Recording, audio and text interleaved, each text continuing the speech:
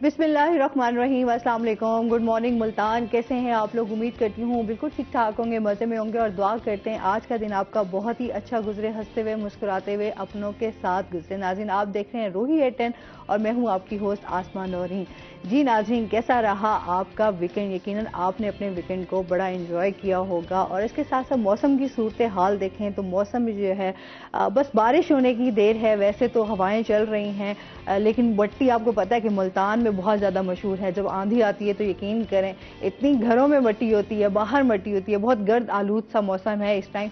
लेकिन ये है कि थोड़ी सी गर्मी की शिद्दत में कमी आई है। और इसके साथ ही नाज़रीन, आपको पता है जब मंडे का दिन आता है तो आप मंडे के दिन जो है बड़ा एक्टिव होते हैं। जाहिर सी बात है, आपने पूरे हफ्ते का एक प्लान करना होता है कि किस तरह आपने अपने वीकेंड को जो है लेकर चलना है, कौन से काम ऐसे रह गए हैं जो आपने करने होते हैं, वो पूरा इस वीकेंड में प्लान होता है। और उसके साथ में ये ज़रूर कहूँगी कि जब आप एक नए दिन का आगाज़ करते हैं तो उसमें एक अच्छी और जो है वो पॉजिटिव सोच के साथ अब अपने दिन का आगाज़ करें तो आप खुद देखेंगे कि आपका जो पूरा दिन है वो कैसे बड़ा जो है अच्छी वाइब्स आएंगी, आपको बड़ा अच्छा फील होगा और आपका दिन जो है वो बड़ा अच्छा गुजरेगा। हमेशा दूसरों के लिए आसानियाँ करते रहा करें, क्योंकि जब आप दूसरों के लिए आसानियाँ करेंगे तो आपके लिए खुद ब खुद जो है वो राहें खुलती नज़र आएंगी। और सिर्फ एक बात, जो इस टाइम हमारे मुल्क के जो हालात चल रहे हैं बहुत ज़्यादा जो है इस टाइम ख़राब हैं, बहुत क्रिटिकल सिचुएशन है, अपने मुल्क के लिए बहुत ज़्यादा दुआ करें, क्योंकि इस टाइम सिर्फ एक नहीं, हम लोग नहीं, सब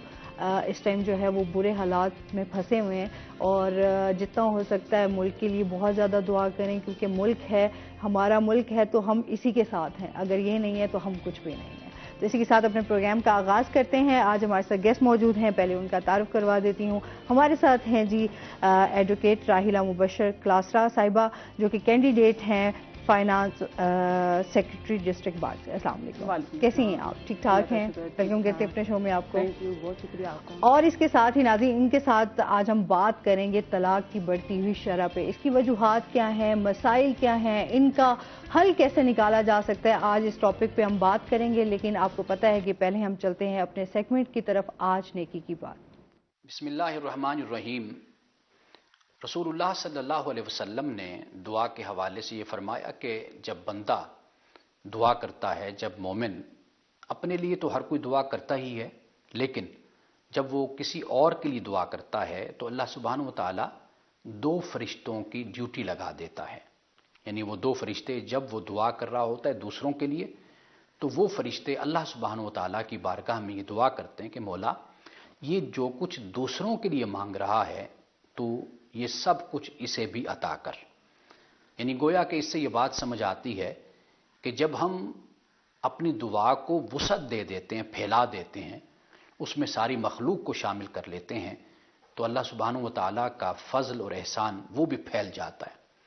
और जब अल्लाह सुब्हानहु व तआला अपना फ़ज़ल और अपना इनाम और अज्र जब दूसरों को अता करेगा, उतना ही अज्र उस शख्स को भी अता करेगा कि जो दूसरों के लिए वो अज्र और सवाब मांग रहा होता है। जी माशाल्लाह, बहुत ही अच्छी इन्होंने बात की कि जिस तरह मैंने भी बात की कि आप जब दुआ तो एक ऐसी चीज़ है ना, आप किसी को कुछ नहीं दे सकते, तो आप एक उसके लिए अगर दुआ के कुछ अल्फाज भी अपनी ज़ुबान से अदा कर देंगे तो बहुत ही, इससे ज़्यादा क्या चीज़ होगी बेहतरीन कि आप किसी को दुआ दे दें। तो हमेशा दुआ में अपने लिए भी क्या करें, अपने मुल्क के लिए भी क्या करें, और साथ ही आप अपने जो आपके अपने हैं, जो आपके प्यारे हैं, उनके लिए भी बहुत ज़्यादा दुआ किया करें। जी अच्छा, कैसी हैं आप? ठीक ठाक हैं? क्या हो रहा है आजकल? माशाल्लाह आप कैंडिडेट भी हैं। जी, बस इसी की तैयारी हो रही है। अच्छा, कैसी तैयारी हो रही है? अभी थोड़ा थोड़ा काम चल रहा है, अगस्त में जो है ना फिर स्टार्ट हो जाएगी अच्छी तरह से कैंपेन वगैरह। सही, तो उसकी तैयारियां खूब सही चल रही हैं। चले माशाल्लाह। अच्छा, जिस तरह आज हम बात करने जा रहे हैं, जो हमारा टॉपिक है कि तलाक की बढ़ती हुई शरह, सबसे पहले तो इसकी वजूहात की तरफ आ जाएंगे कि क्या वजूहात हैं कि इतना ज्यादा हमारे मुआशरे में जो एक अल्लाह ताला का एक नापसंदीदा ये लफ्ज है तलाक। आप देखेंगे जब किसी को कहते हैं ना कि तलाक होती है तो अर्श तक जो है वो हिल जाता है। तो अल्लाह को बड़ा ये नापसंदीदा लफ्ज है कि अगर एक जो मियाँ बीवी का ताल्लुक है वो बड़ा खूबसूरत ताल्लुक होता है। लेकिन आजकल हम देख रहे हैं जहाँ शादियां बहुत ज्यादा हो रही हैं वहाँ तलाक जो है वो भी बढ़ रही है। क्या समझती हैं, क्या रीजन है? सबसे पहले तो फैमिली इश्यूज बहुत ज्यादा होते हैं कि आपने अगर एक अपनी बेटी की शादी कर दी है, वो एक घर चली गई है, उसको उस माहौल में ढलने दें। पीछे से वो होता है कि मदर का थोड़ा सा बहुत हाथ होता है पीछे से कि हाँ फलां के साथ आप वहाँ ये वो करें हैं तो आप भी फरमाइश करें। हर किसी का अपना घर का माहौल होता है, किसी का किस तरह सेटअप चल रहा होता है, किसी का किसी तरह।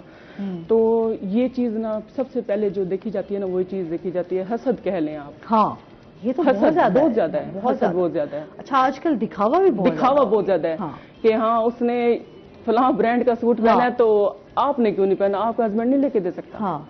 तो आप ये देखें ना इनकम कितनी है, हर किसी की इनकम एक जैसी तो नहीं होती। बिल्कुल ऐसे ही सफेद पोश लोग भी हैं, तो हर चीज है, दूसरों का मुकाबला करना सबसे पहले ये खत्म करना पड़ेगा। और दूसरी तरफ देखा जाए तो हम लोग बार दफा ब्लेम करते हैं लड़की को लड़के को कि हाँ ये इसका कसूर होगा, लड़के का कसूर होगा, लड़की का कसूर होता है। लेकिन आजकल का जो माहौल जा रहा है ना, दोनों का ही कसूर समझा जाता है। हाँ बिल्कुल। मर्द भी कहीं बहुत सारी जगह पे ऐसे होते हैं कि वो इग्नोर करते हैं घर बसाने के लिए। फिर जब बच्चे हो जाते हैं फिर और ज्यादा मुश्किलात हो जाती हैं, जिम्मेदारियों से भाग जाते हैं। बिल्कुल। हाँ। अच्छा, आप जहाँ कहते हैं कि जहाँ बहुत ज्यादा हमारा मुआशरा ऐसा है, यकीन करें राहिला, इसमें औरत को ज्यादा कसूरवार ठहराया जाता है, क्योंकि उसमें ये समझते हैं कि अगर कुछ नहीं ठीक हो पा रहा तो इसमें कोई ना कोई औरत जो है वो जिम्मेदार है, उसी का कोई कसूर होगा, वो नहीं घर बसाना चाह रही होगी या उसने कोई इस तरह की हरकत की होगी जिसकी वजह से यहाँ तक ये नौबत पहुंच जाती है। लेकिन बाज़ दफा ऐसा भी होता है कि मर्द भी कोशिश कर रहा होता है कि मैं खुश रखूं, फिर वही बात आ जाती है हसद की। अगर एक घर में 2-3 बहनें हैं तो अगर पहली अच्छी तरह से उसका घर चल रहा है तो कहेगी अच्छा उसके साथ ऐसा था मैं क्यों नहीं कर सकती। फिर जब तक पीछे से लड़की के माँ बाप वो सपोर्ट करना बंद कर देना, काफी हद तक ये खत्म हो जाएगा। शहरों में ये निस्बत ज्यादा हो गई है देहातों के निस्बत। हाँ बिल्कुल। अच्छा, दही इलाकों में तो ये होगा कि जाहिर सी बात है, हमारी जो हम देखते हैं वहाँ पर हमारे ददियाल नियाल जो हमारी हम गाँव में जाए तो वहाँ के लोग तो जाहिर सी बात है एक तो बच्चे हो जाते हैं, फिर वो अपने बच्चों के सहारे ही जी रही होती है। जरूरी नहीं होता, बाज दफा अब हमारे पास ऐसे केसेस आते हैं बच्चों को छोड़ के चली जाती हैं। हाँ ये भी है, बच्चों को छोड़ देते, वरना कहते हैं कि माँ मतलब कैसे बच्चों को, परिंदे जानवर आप देख लें वो कैसे छोटे से बच्चों को हाथ लगाएं तो वो कैसे तड़प जाते हैं। तो आजकल की माएं बच्चों को छोड़ के चली जाती हैं। अच्छा, ये बहुत बड़ा इस टाइम हम लोग देखते हैं कि जहाँ मसाइल हमारे दिन ब दिन बढ़ते जा रहे हैं। अच्छा, फिर सबसे हमारा जो मेन आ रहा है वो बेरोजगारी भी है। उसकी वजह से भी बहुत ज्यादा हमें मसाइल का सामना। बेरोजगारी नहीं है, मतलब आप कोशिश करें, छोटा मोटा कारोबार करें। हम चाहते हैं कि आज हमने कारोबार शुरू किया ना, कल हम लाखों कमाने लग जाए। ऐसा कभी नहीं हो सकता। हाँ, रिजल्ट फौरन चाहते हैं, ऐसा कभी भी नहीं हो सकता। स्लो। आपके पास मोस्टली जो केसेस आते हैं वो किस किस्म के होते हैं? ज्यादातर यही आजकल तो यही चल रहा है कि हाँ निकाह हो गया है, बाज़ दफा निकाह भी हो जाता है तो कहीं अच्छा रिश्ता आ गया, उससे अच्छा आ गया है तो डाइवोर्स के लिए अप्लाई कर देते हैं कि हाँ जी हमने दावा दायर कर दें जी हमने डाइवोर्स लेनी है। क्यों लेनी है? रीजन कोई पीछे कोई रीजन भी नहीं होगा, तो मेन रीजन ये डाइवोर्स चाहिए। तो फिर आप फिर इस तरह के जो केसेस आते हैं उनको फिर किस तरीके से डील करते हैं? हम लोग ऐसे करते हैं कि मियाँ बीवी दोनों को बुलाते हैं, काउंसलिंग करवाते हैं, तो वो बताते हैं कि मुझे ये इशू है। अच्छा, सबसे बड़ा मेन रीजन ये भी आ जाता है कि हमें अलग घर चाहिए। हाँ ये भी है कि आप जो है ना, मैं भी तो अपने माँ बाप को छोड़ के आई हूँ, आप भी जो है ना अलग। अब वो माँ वो बेटा क्या करे जो एक है, अपने माँ बाप का इकलौता है, वो क्या करे? तो वो मिसअंडरस्टैंडिंग होती वो काम जो है ना, हाँ वो इस लेवल तक आ जाता है। तो हमें क्या भी समझ नहीं आती कि बहुत सारी चीजें। अच्छा, अंडरस्टैंडिंग भी एक बहुत बड़ा इशू है। बिल्कुल, हम अंडरस्टैंडिंग नहीं होती। बिल्कुल, मसाइल तो हमारे चल ही रहे होते हैं सौखे क्या आपने, लेकिन जो बात आ जाती है वो आ जाती है आपकी अंडरस्टैंडिंग की, जहाँ पर आप एक दूसरे को अंडरस्टैंड नहीं कर रहे होते, समझ नहीं रहे होते, क्योंकि हर इंसान का अपना एक मिजाज होता है और वो उस मिजाज के मुताबिक जो है वो चलना भी चाह रहा होता है। और जब वो चीजें मिजाज आपस में ना मिल रहे हों तो फिर क्लैशेस होना स्टार्ट होना शुरू हो जाते हैं। अच्छा, ये भी हम लोग ना बर्दाश्त की कमी है बहुत ज्यादा। आजकल तो हमारी यंग जनरेशन हम बात करें तो बिल्कुल बर्दाश्त नहीं है। गुस्सा पहले आ जाता है कि बस आपने मुझे ऐसे कहा तो कहा क्यों। हाँ बिल्कुल ऐसे ही बहुत ज्यादा रहता है। तो फिर क्या करना चाहिए, किस तरह मसाइल को हल कर सकते हैं, इसकी शरह को कम कर सकते हैं? यही देखा जाता है अब काफी मोस्टली जो हस्बैंड हजरात हैं वो कोशिश करते हैं कि हम लोग जो है ना थोड़ा सा सब्र तहम्मुल से चलें। बाज़ दफ़ा वाइफ भी कर रही होती हैं, लेकिन वो है ना दोनों सूरत हाल हम देखें ना, जहाँ वाइफ कर रही होती है वहाँ हस्बैंड नहीं करते, जहाँ हस्बैंड करते हैं तो वाइफ साथ नहीं दे रही होती। ये बहुत मुश्किल काम है, लेकिन ये है दोनों कि बैलेंस करना, दोनों बैलेंस करना, हाँ बड़ा औखा काम है। हाँ, तो फिर उसके बाद जब वो बाहर से थका आ रहेगा तो कभी वो माँ और बीवी में पिस जाएगा। तो बेगम जो है वो सारा दिन काम करेगी तो वो कहेगी कि मैंने ये किया वो किया, मुझे अलग घर लेकर दो। तो अलग घर लेने में कोई मसला नहीं होता। हाँ, ये कोई कोई इतना बड़ा इशू नहीं है, बुरी बात नहीं है। हाँ। आप आराम से अगर वो बसना, अगर आपने चाहते हैं कि आप बसाना चाहते हैं तो आप अलग घर लेकर दे दें। हाँ, सम टाइम होता है ना हमारे वो जो, ये तो एक पुराना हमारा ट्रेंड है ना कि सास और बहू का ये रहता है रिश्ता ऐसा है ना, ये रिश्ता ऐसा है, चाहे आप जो मर्जी कर लें, सास कभी माँ नहीं बनेगी और बहू कभी बेटी नहीं बनेगी। हाँ, लेकिन कुछ रिश्ते मैंने ऐसे खुद भी देखे हैं जहाँ पर सास और बहू का बहुत ज्यादा प्यार होता है, बहुत प्यार होता है और समझ में नहीं आ रहा था, अच्छा यकीन भी नहीं आ रहा होता, अच्छा ऐसी भी सासें हैं, अच्छा ऐसी भी बहुएं हैं जो अपने घर के सिस्टम को फिर बहुत वही अच्छा बात मैनेज करके चल रही हैं, 5 उंगलियां बराबर नहीं होती, वो फिर बात वही आ जाती है। बिल्कुल ऐसे ही है। हमारा वो जो ज्वाइंट फैमिली वाला सिस्टम था वो अब खत्म होता जा रहा है। जाहिर सी बात है, हर इंसान जो है वो कहता है कि मैं अपने तरीके से, अपनी जो मेरा लाइफस्टाइल है या मैं जीना चाहता हूँ या मैं जीना चाहती हूँ वो उसी तरीके से चलता। तो इसमें कोई हर्ज भी नहीं है, हर इंसान का अपना, लेकिन हर्ज नहीं है। बाज़ दफा अब वो फैमिलीज को भी साथ लेकर चलना, मैनेज कैसे करे, अलग घर को मैनेज कैसे करे। आप देखें ना, 2 कश्तियों में सवार हो जाता है, इंसान कहाँ जाएगा वो, इतनी इनकम भी नहीं है, जैसे अब हालात हैं, इतनी महंगाई है तो क्या करे। हाँ, अच्छा जी, एक कॉलर भी हमारे साथ मौजूद है। अस्सलाम वालेकुम। वालेकुम अस्सलाम जी, मिसेज आबिद हैं हमारे साथ। जी, मुझे सोहिला से बात करनी है। जी जी करें। कि देखिए, आपने कहा कि अंडरस्टैंडिंग नहीं होती, जिसकी बुनियादी वजह ये है कि आपस में इत्तेफाक नहीं हो पाता, ये किसी बात में टेक्चर नहीं मिलती। लेकिन आप ये देखिए, हजार बार ये देखा गया है कि जो भी हामिद है उसकी फैमिली एक्चुअली इतने प्रॉब्लम क्रिएट कर देती है कि मियाँ बीवी की तो अंडरस्टैंडिंग होती है, लेकिन वो माँ बहनों के प्रेशराइज होने की वजह से तलाक का सबब बनती है। और मेरी खुद फैमिली में 2-3 केसेस ऐसे हुए हैं कि सिर्फ माँ और बहनों की वजह से डाइवोर्स तक बात आई। अदर हैंड मियाँ बीवी बहुत खुश थे, बच्चों वाले थे, कोई ऐसे मामला नहीं हुए थे। तो प्लीज आपसे गुजारिश है कि आपका बहुत अच्छा प्रोग्राम चल रहा है माशाल्लाह, और मैं बहुत रेगुलर आपका देखती हूँ प्रोग्राम। बहुत शुक्रिया, बहुत शुक्रिया। क्यों नहीं ये बताइए, माशाल्लाह बहुत अच्छा प्रोग्राम करती है, बड़ी अच्छी मौजूद रखती है आसमान नौरीन साहिबा। Thank you. तो आप इनसे ये कहें कि जेंट्स को समझाएं कि दोनों पहलू रखें आप, कि अपनी फैमिली को भी मैनेज करें और बीवी के जो हकूक है इस्लाम ने भी जो दिए हैं, माँ बाप की भी दिए हैं, तो एक तरफ झुक मत जाइए कि माँ बहन सिर्फ माँ बहन है। अक्सर आप देखिए कचहरी में वजूहात सिर्फ माँ बहन है। बिल्कुल ऐसे ही है, क्योंकि ये चीजें बहुत ज्यादा मैटर करती हैं। इस बात पे प्लीज मैं चाहती हूँ कि आप एक अवेयरनेस दें माशरे में, खास करके जेंट्स में। देखिए, जेंट्स की इंसाफ ना करने की वजह से तलाक की शरह बढ़ रही है। बिल्कुल ऐसे ही है। बहुत शुक्रिया कॉल करने का आपके। अच्छा, वही आगे उन्होंने भी यही बात की। वही मैं आपको बता रही हूँ ना कि वो मर्द 2 कश्तियों में सवार हो जाता है, फिर वो एक साइको टाइप हो जाता है। वो क्या करे कि यहाँ उसके सुने बाहर भी काम करना है तो यहाँ भी करना है। तो उसके लिए ये चाहिए कि अब कुछ मिसबिहेव भी करती हैं, होती हैं सारी, कुछ नंद सारी, जैसे अब आपने कहा कि सारी सास एक जैसी नहीं होती, सारी बहू एक जैसी नहीं होती। तो जहाँ ये करती हैं तो उनको खुद सोचना चाहिए कि हम भी तो अपने घर वाले हैं, अगर वहाँ हमारे साथ में ये कुछ हो तो हम क्या करेंगे। बात तो यही है कि ये एहसास अगर सब में आना शुरू हो जाए तो फिर कहाँ हम ये मसाइल ही ना देखें, बेहतरी आना शुरू हो जाएगी। वो बात यही है ना कि मैं हाँ। वो मैं खत्म करनी होगी। इतना किसी का भी माइंड नहीं होता कि आप एक दफा वो उस पर जुल्म करता रहे। खौफे खुदा होता है, सब में होता है। हाँ जी।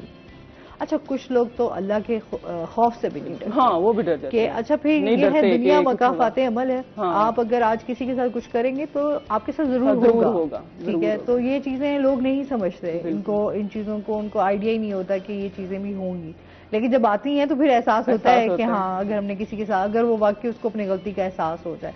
बात ये आ जाती है कि मर्द जो है और ये औरत है, एक जो बड़ी अच्छी बात की कि हमारे अंदर ईगो बहुत है, हम लोग इगोइस्ट बहुत होते जा रहे हैं, चीजें हमारी बर्दाश्त जो है वो कम होती जा रही है, तो हम चीजों को मैनेज नहीं कर पाते। तो फिर थोड़ी सी भी तल्ख कलामी हो जाए तो बात फौरन आपकी पहली यही आती है कि हमने आपके साथ नहीं रहना।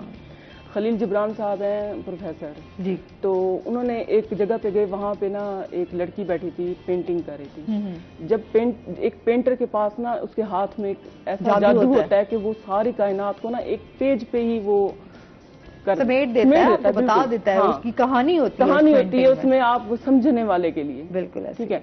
तो उसने कहा कि सिर्फ 7 वर्ड आप यूज करो, सिर्फ 7 वर्ड, पूरी मतलब दुनिया के बारे में मुझे बताओ। उसने कहा सबसे पहले अल्लाह, उसके बाद मोहब्बत, फिर अमन, फिर जिंदगी और फिर आसमान।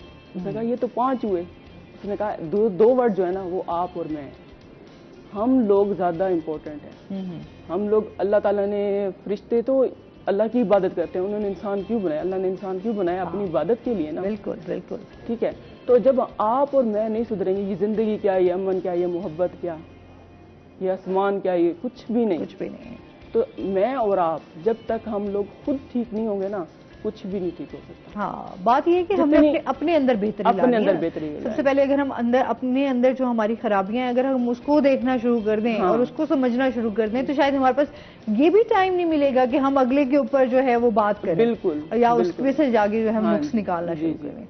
तो अच्छा, इस पे मजीद भी हम बात करेंगे नाजरीन, लेकिन हम अब चलते हैं, पहला हमारा सेगमेंट है जनाब फिटनेस के हवाले से। उससे हवाले बात करूंगी आज मैं साइकिलिंग पे, कि साइकिलिंग आपके लिए कितना ज़रूरी है।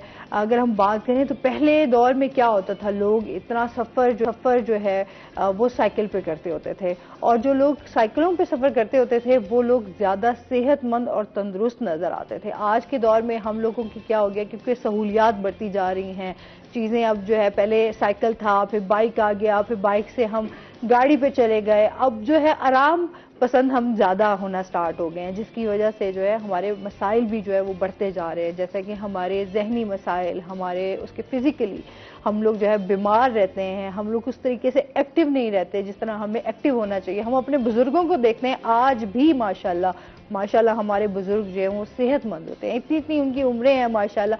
तो जब भी उनसे उनकी उम्रों का राज पूछा जाए ना, तो वो हमेशा यही बात करते हैं कि हमारे दौर में जो ग़िज़ाएँ थी वो बड़ी खालिस ग़िज़ाएँ होती थी, कि हम जो है उस टाइम दूध दही का इस्तेमाल ज़्यादा करते थे, प्योर चीज़ होती थी। खैर वक्त की भी बात होती है, जैसे वो वक्त था वहाँ पर उस टाइम लोग भी बड़े प्योर होते थे, चीज़ें भी आपकी बड़ी खालिस होती थी। आजकल तो खैर ये चीज़ें भी जो है मिलना वो नामुमकिन सी बात है, लेकिन कुछ चीज़ें ऐसी हैं जो आपके बस में होती हैं, जो आप कर सकते हैं। वो इसी तरीके से है कि एक साइकिलिंग जो है, हम आप कहते हैं मोटापे का बहुत ज़्यादा शिकार हैं, जिनको कहते हैं कि हमारा ब्लड प्रेशर कंट्रोल नहीं हो रहा, हमें शुगर हो गई है। आप जब बहुत ज़्यादा टेंशन ले रहे होते हैं, तो बहुत ज़्यादा टेंशन की वजह से भी आजकल जो यंग जनरेशन में भी शुगर जो है वो आम होती जा रही है। तो हमें इन बीमारियों से बचना है और अपने आप को सेहतमंद रखना है। तो उसकी आप कैसे रखते हैं कि साइकिलिंग के ये भी फ़ायदे हैं कि जब आप साइकिलिंग करते हैं, एक तो आप फिट रहते हैं, दूसरा आपको जोड़ों का जो है वो दर्द वो नहीं होता, पट्टों का जो खिंचाव हमेशा आपको रहता है उससे आपको रिलीफ मिलता है, आप बड़े सेहतमंद रहते हैं, आपके मसल्स बड़े स्ट्रॉन्ग रहते हैं। एक तो इसका ये फ़ायदा। सेकेंडली, जो लोग मोटापे का शिकार होते हैं उनके लिए साइकिलिंग बेहतरीन है, मैं कहती हूँ बहुत अच्छी है। अगर वो साइकिलिंग करना आप 1 घंटा अगर अपने लिए निकाल लें, तो आप देखेंगे कि आपकी जिस्म में कितनी तब्दीलियां आना स्टार्ट हो जाएंगी, आप किस तरह आप एक्टिव होना स्टार्ट हो जाएंगे और आप अपने कामों को बेहतर तरीके से अंजाम देना शुरू कर देंगे। अच्छा, मुझे बचपन में बड़ा शौक था साइकिलिंग का, लेकिन अब जाहिर सी बात है अब वो टाइम नहीं होता। एक तो आप किस तरह साइकिलिंग करें, लेकिन आप जब जिम भी जाते हैं तो वहाँ पर भी इस तरह की एक्सरसाइज मशीनें आ चुकी हैं साइकिलिंग की, कि आप वहाँ पे ख़वातीन जो हैं वो कर सकती हैं। मर्द हजरात जो हैं उनके लिए तो एक बेहतरीन है कि वो तो साइकिल अगर अपने रोड पे भी चला सकते हैं, घरों में कॉलोनीज में जो है वो आपके पार्क्स बने होते हैं, उस साइड पे भी जाकर आप जो है वो साइकिलिंग कर सकते हैं और अपने आप को फिट रख सकते हैं। जिन लोगों को डिप्रेशन होता है बहुत ज़्यादा, हम ये जिस तरह बात कर रही थी कि बहुत ज़्यादा डिप्रेशन, एंजाइटी और इस तरह के मूड स्विंग्स होना, तो अगर आपने इन चीज़ों से बचना है तो आपको गुस्सा भी आ रहा हो तो आप साइकिलिंग पर निकल जाएं, आप बाहर निकल जाएं, आप अपना गुस्सा जो है आपका फ़ौरन जो है वो ख़त्म हो जाएगा। तो एक बेहतरीन आपके लिए फार्मूला है साइकिलिंग। ऐसा आपने वैसे बचपन में साइकिल चलाई है कभी? नहीं आया। अच्छा, मैं तो सीखी साइकिल और कई बार साइकिल से गिरी भी सही, लेकिन ये है कि फिर मैं सीख गई साइकिल। और आज भी कभी कभी दिल करता है, घर में एक साइकिल अब्बा जी की खड़ी हुई है, वो ऐसे पुरानी, लेकिन दिल करता है कि कभी कभी उस साइकिल को बाहर निकाले और बंदा लेके जो है वो निकले, लेकिन टाइम नहीं है हमारे पास। तो जी, इसके साथ ही अभी हमने जाना है नाजरीन ब्रेक पे, तो हमारे साथ रहिएगा।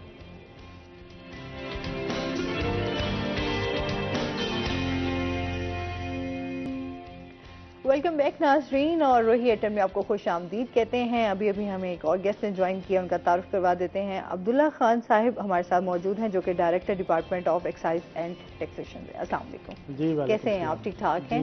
वेलकम करते हैं अपने शो में आपको। जी बहुत शुक्रिया रोही का जी। और क्या हाल चाल है, क्या एक्टिविटी चल रही हैं?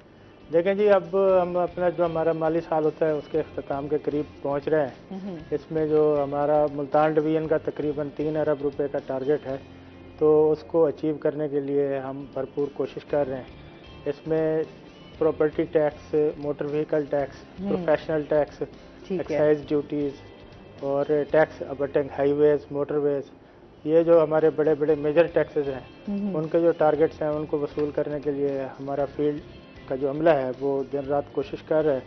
इसमें जो हमारे अच्छे टैक्स पेयर थे, उन्होंने तो अपना टैक्स शुरू में ही अदा कर दिया था, जिसकी वजह से अब हमारी जो रिकवरी परसेंटेज है वो कंपैरेटिवली बहुत बेहतर है ओवर द लास्ट ईयर। लेकिन अब मुश्किल केसेस रह गए हैं जिन्हें तादीबी कार्रवाई के ज़रिए और लैंड रेवेन्यू एक्ट के तहत जो हमारे प्रोविजंस हैं, पावर्स हैं, उनको एक्सरसाइज करते हुए उनको हम फोकस कर रहे हैं। लेकिन इसमें खुशखबरी की बात यह है कि इस साल गवर्नमेंट ने अभी तक ई पे की जो डिस्काउंट है वो जारी रखी हुई है। ठीक है, वो 31 मई तक अवेलेबल है। अगर कोई टैक्स पेयर अपना प्रॉपर्टी टैक्स या अपना टोकन टैक्स यकमुश्त अब भी अदा करना चाहते हैं, तो उनको ई पे के जरिए 5% रियायत मिलेगी। ठीक है, तो ये खुशखबरी है। जी बिल्कुल सही है, क्योंकि बजाय इसके कि भाई उन्हें जुर्माना पे करना पड़े, इस वक्त भी ई पे के ऊपर वो 5% रियायत के साथ अपना टैक्स अदा कर सकते हैं। सही।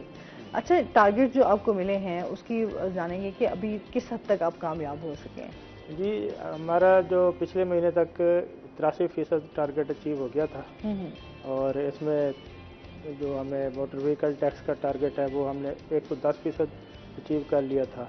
उसकी वजह यह थी कि इस दफ़ा गवर्नमेंट ने यूनिवर्सल नंबर सीरीज़ को इंट्रोड्यूस किया, जिसकी वजह से पंजाब में रजिस्ट्रेशन की तादाद बढ़ गई।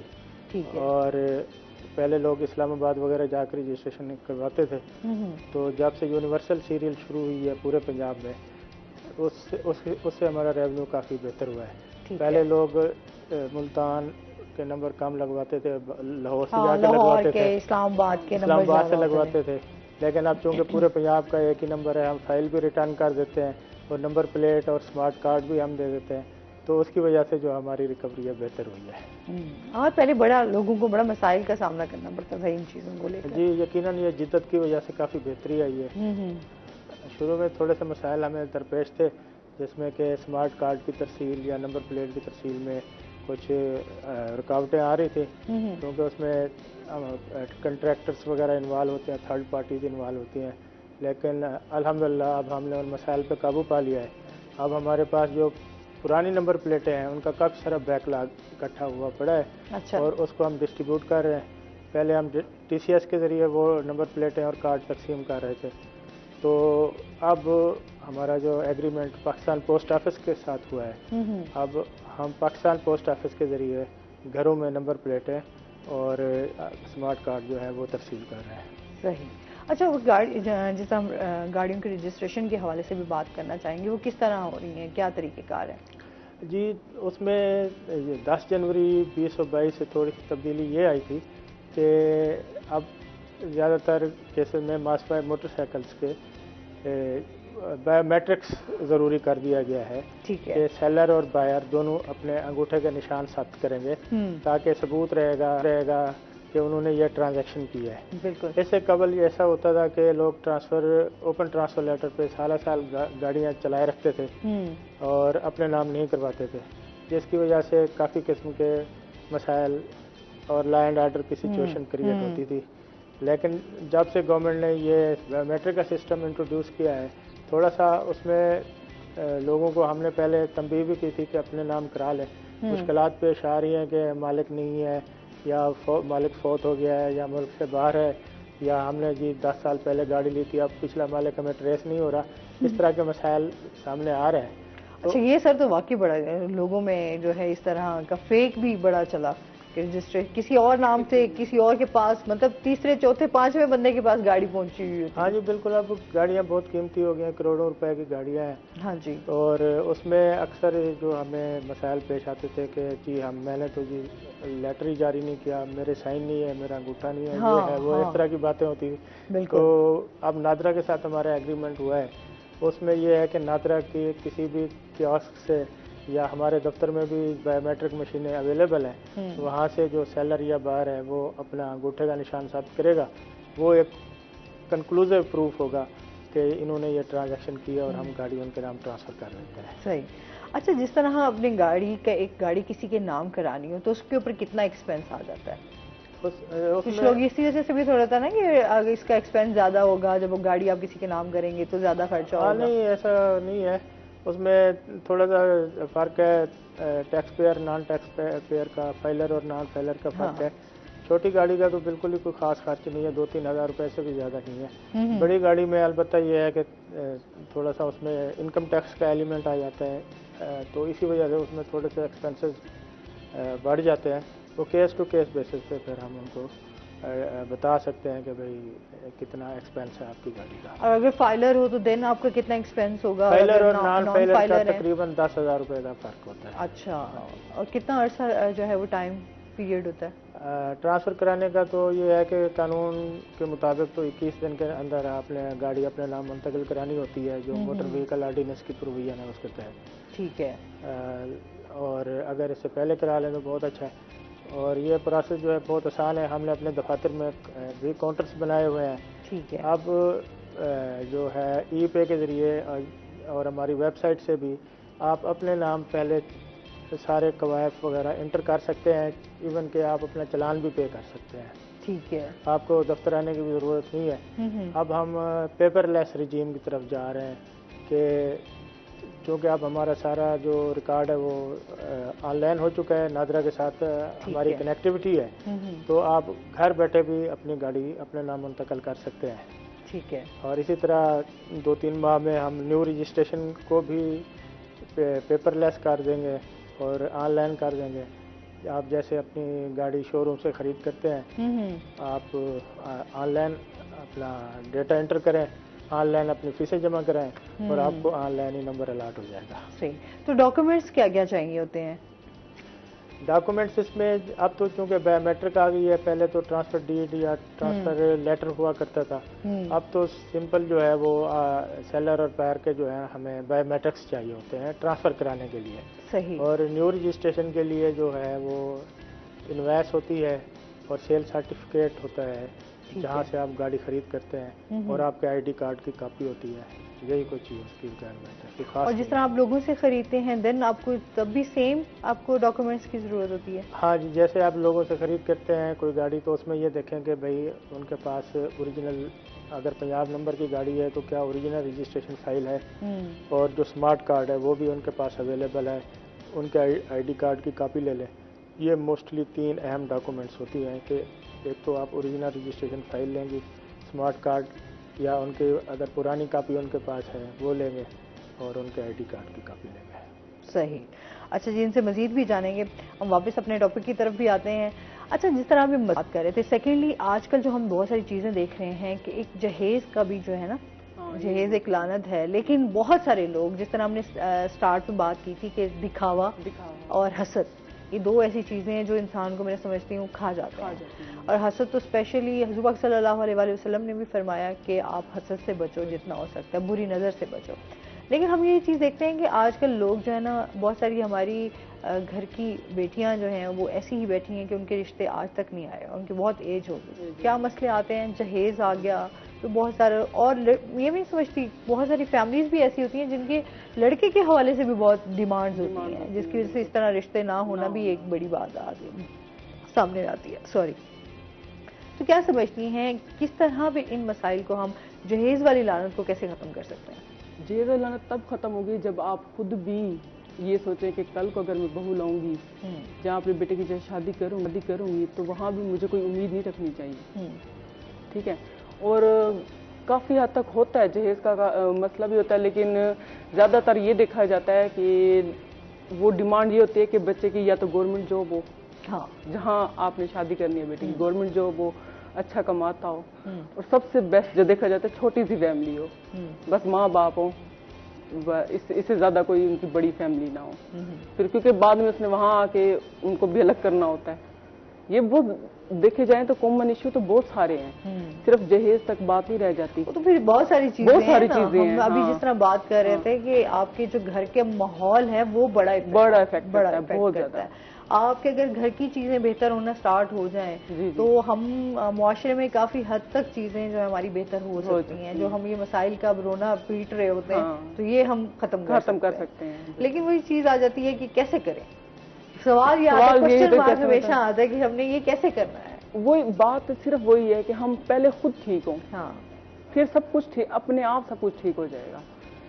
तो जो लालच करते हैं कि जहेज हो ये कुछ हो, उसके बाद उसको फिर वो जहेज को ही जब्त करके बैठे रहते हैं, चाहे उनका बेटा बस से आने वाली बस से अच्छा, ना बस से। जहेज ना मिलने पर भी औरत को ताने दिए जाते हैं। अच्छा, घर में आप जाएंगे, अच्छा तुम फला चीज लेकर नहीं आई, तुम फला हमारे घर का ये सिस्टम नहीं चल सका। भाई आप बहू लेकर आए, आपने अपने घर का सामान पूरा करना था। अच्छा, बाज़ दफा ऐसा भी होता है कि अगर कुछ नहीं लाती तो अगला आने वाला कवर भी कर ले, ठीक है, फिर भी उसमें हसद रह जाती है कि चलो भाई ये मेरी अगर फलां छोटी सी चीज में लाई हूँ तो इसको भी हाथ में लगाओ। अगर उसके अच्छी चीज आ जाती है उसके बदले में तो बस छोटी सी थोड़ा सा ना लड़कियों में सब्र आना चाहिए। अच्छा, लड़कियां भी, फिर आपके घर भी, और एक मर्द को भी अगर मैं समझती हूँ एक जो मर्द है वो बैलेंस कर सकता है चीजों को। ये बात नहीं है कि मर्द जो है वो बैलेंस नहीं कर सकता। बहुत सारे कि आप अपने घर वालों को भी मैनेज करें, आप अपनी वाइफ को भी मैनेज करें, आप अपने बच्चों को भी मैनेज करें, तो ये एक मर्द के हाथ में। जहाँ एक औरत कहते हैं कि औरत ने ही घर संवारना है, घर बचाना है, तो उसमें मर्द भी अपना रोल प्ले कर सकता है। ये नहीं है कि मर्द ने अपना कह दिया कि अच्छा ठीक है बस मैं तो कमा रहा हूँ, मैं कमा कर लाता हूँ तो बस ये मैंने अपना फर्ज पूरा कर दिया, अब जो भी होना है वो आपने करना है। तो ऐसा पॉसिबल नहीं है। जहाँ मियाँ बीवी का रिश्ता जो है वो बड़ा प्यारा रिश्ता होता है, कहते हैं जहाँ कहते हैं बहुत मजबूत है वहाँ कमजोर भी बहुत है। तो निभाना दोनों को पड़ता है। ये नहीं कि आप एक के ऊपर जो है जिम्मेदारी लाद दें कि हाँ सिर्फ इसी ने करना है। तो अभी नाज़रीन इस पर मजीद भी हम बात करेंगे। अभी हमने जाना ब्रेक पे, हमारे साथ रहिएगा।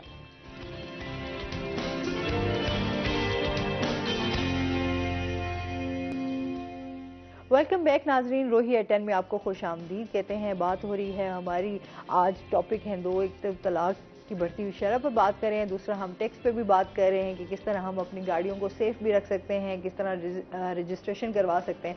अच्छा, जिस तरह हम बात कर रहे थे कि जब डाइवोर्स हो जाती है तो जाहिर सी बात है फैमिलीज जो हैं वो अलग हो जाती हैं। सबसे बुरा इफेक्ट जो पड़ता है वो आपके बच्चों के ऊपर पड़ता है। तो बच्चों के लिए क्या जो है वो लॉ है? बच्चों के ये लॉ है कि बेटा हो तो 7 साल तक, अच्छा, बेटी हो तो जब ब्लोगर तक, ठीक है। तो उसके बाद फिर बयान लिया जाता है कि किसके पास बच्चा रहना चाहता है। तो अगर वो कहेगा कि मैं माँ के पास रहना चाहता हूँ तो वो माँ के पास रह जाएगा, मैं बाप के पास रहना चाहता हूँ वो वहीं अपने वालिद के पास रहेगा। ठीक है। उसके बाद बहुत सारे कि बच्चे माँ के पास ही रह जाते हैं, माँ देना नहीं चाह रही होती, अगर बाप से मिलाना भी नहीं चाह रही होती। मिलना, हाँ, अदालत वो जो बाप है वो खर्चा भी दे रहा होता है।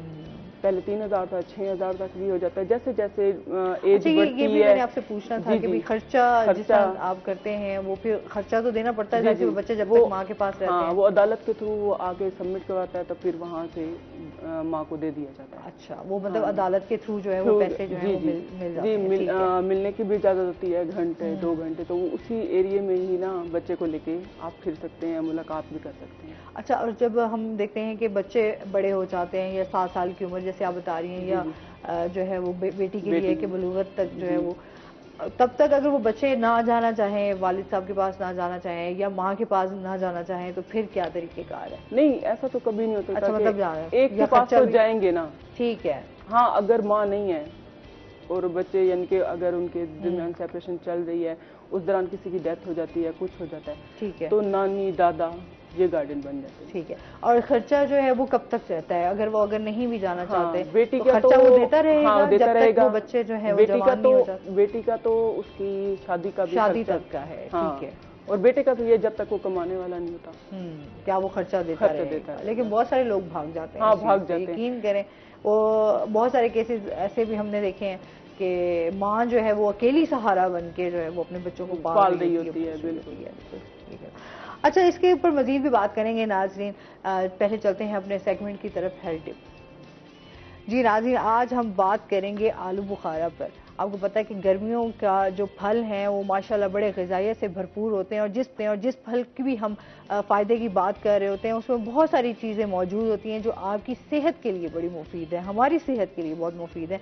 गर्मियों के लिए बेहतरीन तोहफ़ा है। और इसमें क्या क्या पाया जाता है? इसमें आयरन, मैग्नीशियम, पोटाशियम, विटामिन और मिनरल्स इसमें भरपूर मौजूद होते हैं जो आपकी सेहत के लिए बहुत मुफीद है। जिस तरह डिहाइड्रेशन, आपके मिनरल्स जो हैं वो आपके जिस्म में पानी की कमी को जो है वो दूर करते हैं, और इसके साथ साथ आपके ब्लड प्रेशर को जो है वो कंट्रोल करता है। इसका जो बहुत ज़्यादा फ़ायदा है वो ये है कि आपके सर दर्द के लिए ये बहुत ज़्यादा मुफीद है। जब आप आलू बुखारे खाते हैं तो एक तो ये इसका जो मिजाज है वो थोड़ा सर्द और थोड़ा तुर्श होता है, लेकिन ये बहुत ही मज़ेदार फल है। अगर हम बात करें कि इसमें आयरन मौजूद है तो आयरन आपको पता है कि खून बनाने में जो है वो बहुत मदद करता है। इसके साथ साथ एंटीऑक्सीडेंट है ये आलू बुखारा।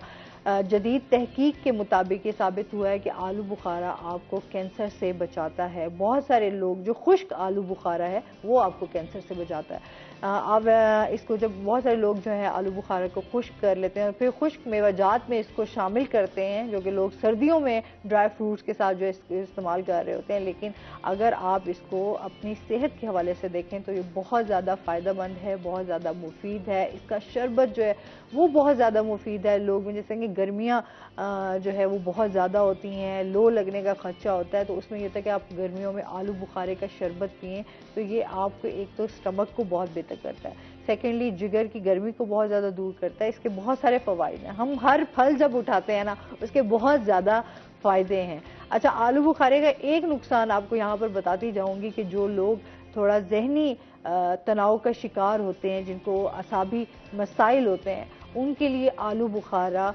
जो है वो मुफीद नहीं है। वो लोग आलू बुखारा नहीं खा सकते क्योंकि जैसे मैंने आपको बताया कि इसका मिजाज जो है वो ज़रा सर्द होता है, तो इस तरह के जो लोग होते हैं उनकी सेहत के लिए आलू बुखारा जो है वो अच्छा नहीं है।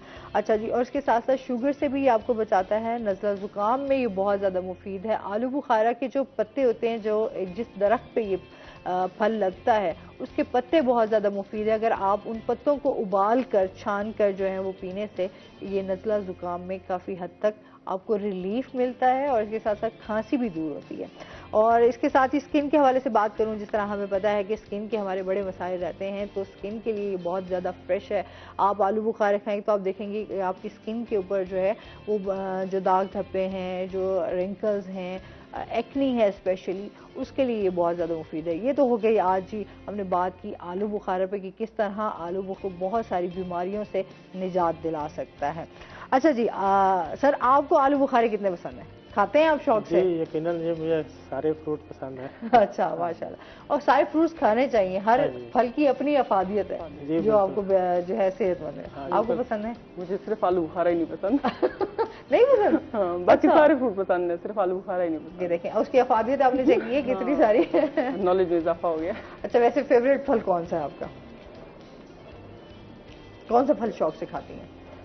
सारे ही अच्छे, सारे ही अच्छे हैं, सिर्फ आलू बुखारा के खिलाफ।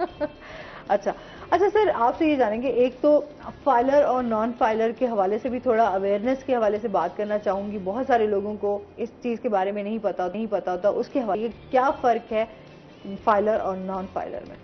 जी, फाइलर और नॉन फाइलर में ये फ़र्क है, जो लोग अपना टैक्स, इनकम टैक्स का रिटर्न जमा करवाते हैं और वो फाइलर कहलाते हैं, और जो लोग अपना इनकम टैक्स रिटर्न जमा नहीं करवाते वो नॉन फाइलर होते हैं। और ये लिस्ट जो है वो FBR की तरफ से जारी होती है। ठीक है। और हर साल इस लिस्ट को अपडेट किया जाता है। तो इसमें गवर्नमेंट ने जो है, जो टैक्स पेयर हैं उनको फ़ायदा देने के लिए और एक इंसेंटिव रखा है मुख्तलिफ के ट्रांजैक्शंस में, कि उनको जो फाइलर हैं उनको बेनिफिशियल ट्रीटमेंट दी जाती है as compare to non filer. तो अगर आपने गाड़ी ट्रांसफ़र करनी है, प्रॉपर्टी ट्रांसफ़र करनी है या कोई और आपकी इस तरह की फाइनेंशियल ट्रांजैक्शन है, तो उसमें जो फाइलर है उसको ज़्यादा एडवांटेज होता है। ठीक है। तो नॉन फाइलर को ज़्यादा पे करना पड़ता है। ज़्यादा पे करना पड़ता है। ठीक है, ये है। ये है। तो फाइलर होने के ज़्यादा आपको हाँ फायदे जी, हैं बिल्कुल। बजाय कि अगर आप नॉन फाइलर रहेंगे। हाँ जी, ऐसा ही है। अब तो तकरीबन पूरा हमारा जो सिस्टम है वो इंटीग्रेट होता जा रहा है। अब हमारा इवन जो प्रॉपर्टी टैक्स का सिस्टम है या मोटर व्हीकल टैक्स का जो डेटाबेस है उसमें भी फाइलर और नॉन फाइलर को हम एंटर करते हैं। ठीक है। इस वक्त हमारा प्रॉपर्टी टैक्स का सर्वे हो रहा है 14 के बाद। अच्छा। वैसे ये हर 5 साल के बाद होता है, लेकिन थोड़ा सा इस दफ़ा डिले हो गया था। ठीक है। तो अब हम नई वैल्यूएशन टेबल्स जो प्रॉपर्टी टैक्स की हैं उनको लागू करने जा रहे हैं 1 जुलाई से। तो इसमें हमारा फील्ड स्टाफ मुख्तलिफ प्रॉपर्टीज़ के कवायद इकट्ठे कर रहे हैं, खाली प्लाट्स के भी कवायद इकट्ठे किए जा रहे हैं। ठीक है। और उनकी नई असेसमेंट की जा रही है। उस पर फिर अब हम ऑब्जेक्शन वगैरह कॉल करेंगे। अगर किसी को अपने टैक्स लायबिलिटी पे कोई इतराज़ है तो वो आके हमारे दफ्तर में इतराज़ फाइल कर सकता है और अपने कवायद चेक कर सकते हैं कि टैक्स की असेसमेंट सही हुई है, उसकी जो प्रॉपर्टी का यूजेज है वो हमारे पास सही दर्ज है। ठीक है। रकबा, कवर्ड एरिया वगैरह सही दर्ज है। ठीक है, इस पर मजीद बात करते हैं। कॉलर हमारे साथ हैं जी ऑन मोहम्मद। अस्सलाम वालेकुम। वालेकुम, कैसे हैं आप? खैरियत से हैं? जी अल्हम्दुलिल्लाह, मैं ठीक ठाक। आप कैसे हैं? ठीक हैं जी, अल्लाह का करम है। मेरा एक सवाल है डायरेक्टर एक्साइज साहब से जी। जी। कि गाड़ी ट्रांसफर कराने के लिए मैं गया हूँ एक्साइज ऑफिस। मैंने प्रोसेस पूरा करके कागज जमा करा दिए।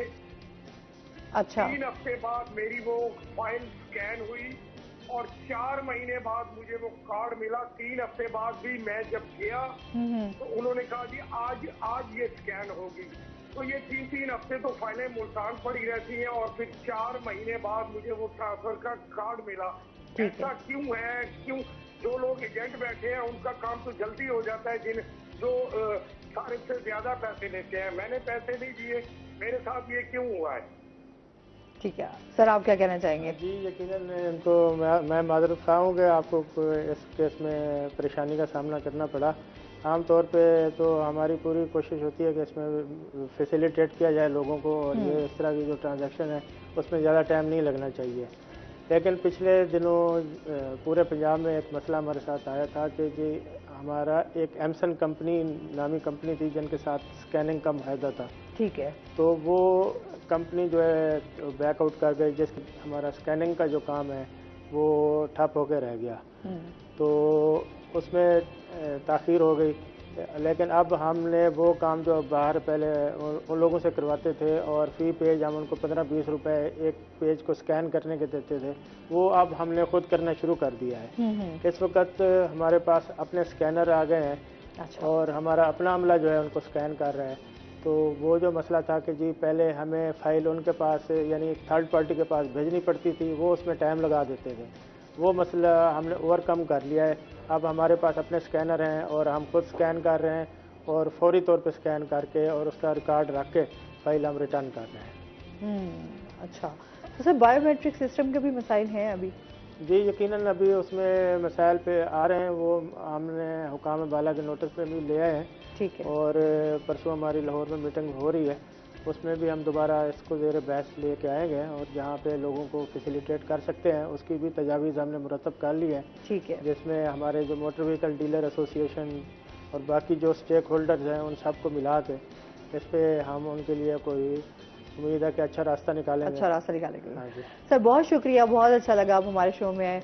मैम आपका बहुत शुक्रिया, बहुत अच्छा लगा। अभी बहुत सारी बातें हमारी थी जो अभी रह गई, तो इंशाल्लाह नेक्स्ट टाइम जो है ज़रूर इस पे बात करेंगे। नाज़रीन अभी हमने जाना है ब्रेक पे, हमारे साथ रहिएगा। जब हम ब्रेक से वापस आएंगे तो हमारे से कुछ और गेस्ट मौजूद होंगे।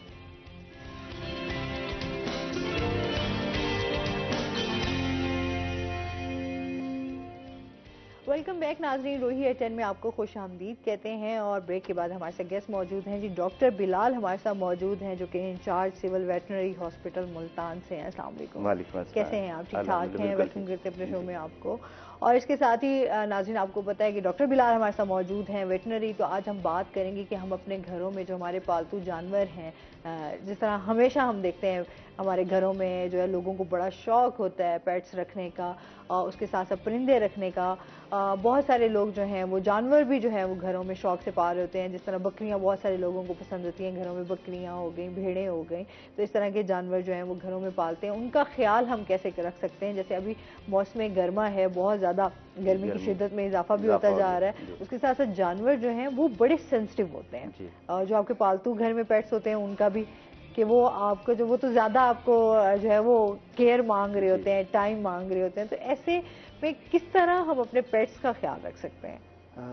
जी, जैसे आजकल समर है और मुल्तान की गर्मी तो मशहूर है जी बिल्कुल। तो अमूमन मोस्टली हम जो पेट्स रखते हैं तो कोशिश करें उनकी जो बेसिक नीड्स हैं उनका ख्याल रखा जाए। स्पेशली अगर हम मूव कर रहे हैं तो गाड़ी में उनके लिए पानी, उनकी फीड, इन जो बेसिक नीड्स हैं, शेल्टर वगैरह, ये उनको प्रोवाइड करनी चाहिए। ठीक है। और अवॉइड कोशिश करें कि जो पीक टाइम्स हैं, जैसे गर्मी का टाइम है, उसमें आप अपने पेट के साथ बाहर ना निकलें और उनको एक्सरसाइज पे ना लें, एग्जॉस्शन की तरफ ना लेके जाएं। ठीक है। अच्छा जी सर, वाकई हम लोग ना पेट्स के साथ क्योंकि बहुत ज़्यादा टच होता है, उनके साथ एक एफिलिएशंस होती हैं, तो आप अपने जब भी सब बाहर निकलेंगे तो होता है कि जानवर भी आपके साथ निकल पड़ते हैं। अपने घर में बिल्लियाँ रखी हुई हैं या अपने डॉग्स रखे हुए हैं, तो वो आपके साथ ही मूव कर रहे होते हैं। तो ये कोशिश करें कि अगर आप ड्राइव कर रहे हैं, उसको साथ गाड़ी में एसी वगैरह चल रहा है तो दैट्स गुड। अदरवाइज आप समझते हैं कि शॉपिंग के लिए थोड़ी सी देर बाहर जाना है तो पेट गाड़ी में रहे, तो इन चीज़ों का ख्याल रखें। तो फिर बड़ा मुश्किल हो जाता है, उसके लिए लिथल है, यानी ऑलमोस्ट टेम्परेचर जो लॉक्ड गाड़ी है उसका डबल हो जाता है। तो विद इन 20-30 मिनट्स आपके पेट की भी डेथ हो सकती है। तो अवॉइड करें। एक तो अगर निकलना भी है, पेट को साथ लेके जाना है, तो इवनिंग में जाए, ऐसे टाइम में जाए जिसमें वेदर कंफर्टेबल हो, और कोशिश करेंगे पेट को अपनी गाड़ी में या ऐसी जगह पे मत छोड़ें जहाँ पे हीट स्ट्रेस का खदशा हो। ठीक है। तो हीट स्ट्रेस को हम कैसे अवॉइड कर सकते हैं?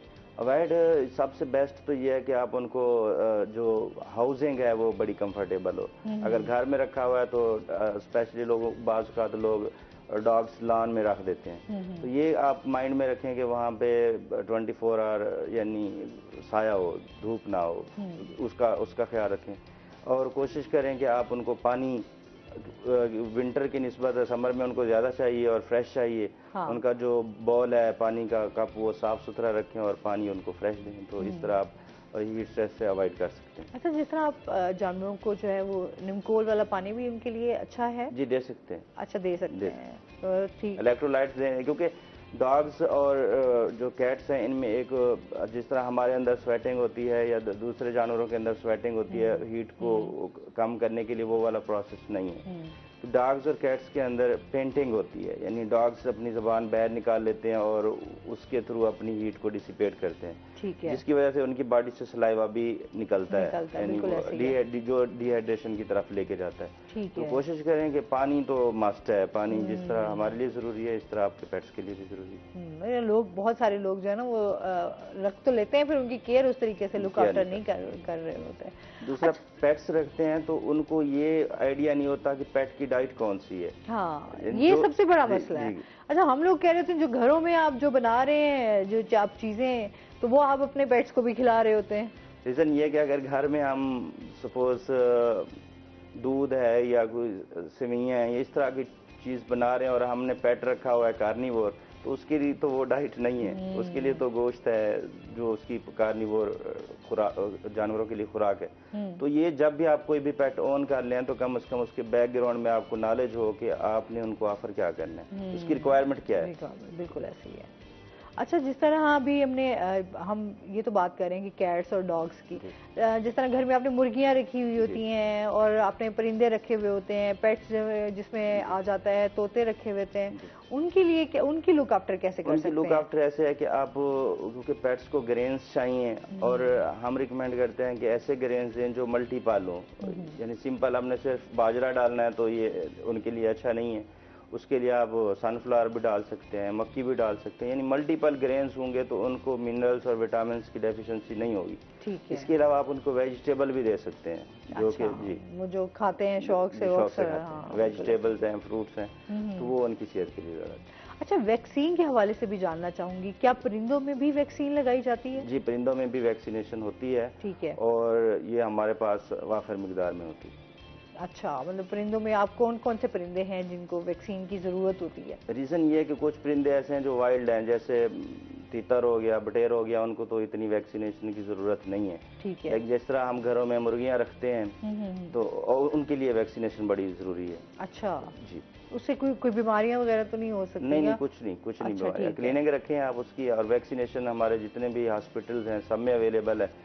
अमूमन लोगों का कंसेप्ट होता है कि जो वेटनरी हॉस्पिटल है वो सिर्फ डील करता है लार्ज एनिमल को, लेकिन ऐसा नहीं है। उसमें आप पेट्स भी लेके आ सकते हैं, आप मुर्गियां भी लेके आ सकते हैं, और जो भी आप लाइफ स्टॉक से रिलेटेड एनिमल है आप उसको लेके आ सकते हैं। मतलब ये है कि आपने सिर्फ ये नहीं है कि आपने जब जो है वो बड़े जानवर जो आपने रखे हैं वो ले जा सकते हैं, आप अपने परिंदों और अपने पेट्स को भी जो है आप हॉस्पिटल में ले जा सकते हैं। सरकारी हॉस्पिटल है, बहुत सारे लोग ये कहते हैं कि प्राइवेट क्लिनिक भी जिस तरह बने हुए हैं, लोगों ने रखे हुए, डॉक्टर्स मौजूद हैं, लेकिन ये है कि सिविल हॉस्पिटल में भी ये सहूलत जो है वो मुयसर है कि वहाँ पर भी वैक्सीनेशन जो है वो आप अपने पेट्स की करवा सकते हैं।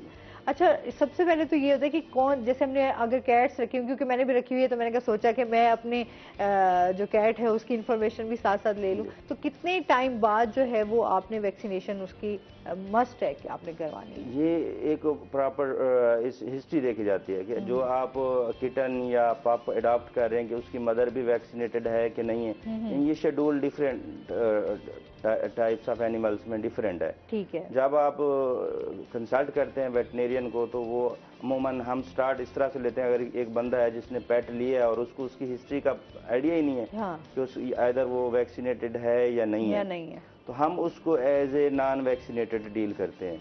ठीक है। पहले उसकी डिवर्मिंग करवाते हैं, डिवर्मिंग करवाने के बाद फिर फर्स्ट शॉट वैक्सीन का लगा देते हैं और उसकी हम डेट मेंशन कर देते हैं। आफ्टर 21 डेज हम उसको बूस्टर दे देते हैं। देन उसके कार्ड के ऊपर वो एनुअल, जिस डेट पे हमने बूस्टर लगाया उसी पे एनुअल लगाते हैं। तो फिर साल में एक दफा अगर स्टार्ट लिया है तो फिर उसमें फर्स्ट शॉट, फिर बूस्टर, फिर एनुअल। ये तरीका है। और जिस तरह कैट फूड्स होते हैं, कैट फूड मार्केट से भी अवेलेबल है, आप घर में भी चिकन की कोई रेसिपी आप दे सकते हैं। हाँ, ये मतलब ये आप उनको बॉईल कर। अच्छा, बहुत सारे मेरी फ्रेंड ने एक ऐसा काम किया, उसने अपनी कैट्स को ना बगैर ही बॉईल किए हुए जो है वो गोश्त डालना स्टार्ट कर दिया, तो वो तो कुछ टाइम ऐसे 2 दिन गुजरे तो उसने काटना स्टार्ट कर दिया। ये वो काटने के अलावा उसमें मुख्तलिफ डाइजेस्टिव प्रॉब्लम्स भी स्टार्ट हो जाते हैं। ठीक है। अगर अनकुक्ड दें, वो आपको आइडिया नहीं है कि वो मीट हेल्दी है या किस टाइप का है, क्योंकि जब हम किसी चीज़ को कुक करते हैं तो हीट से वायरस, बैक्टीरिया वगैरह सारे किल हो जाते हैं। ठीक है। वो हम एक अच्छे स्टेप की तरफ जा सकते हैं अगर आप कुकड दें। ठीक है। अच्छा, एक जो इनसे वायरल होने वाली डिजीज़ है, हम उनके ऊपर भी लाजमी डिस्कस करेंगे कि किस तरह की बीमारियां हैं जो इनसे मुंतकिल हो सकती हैं ह्यूमन में भी। मोस्टली पेट से तो कोई फ्यू डिजीजेज हैं जो ट्रांसफ़र हो सकती हैं। ठीक है। लेकिन अगर आपकी मैनेजमेंट है तो फिर चांसेस कम है।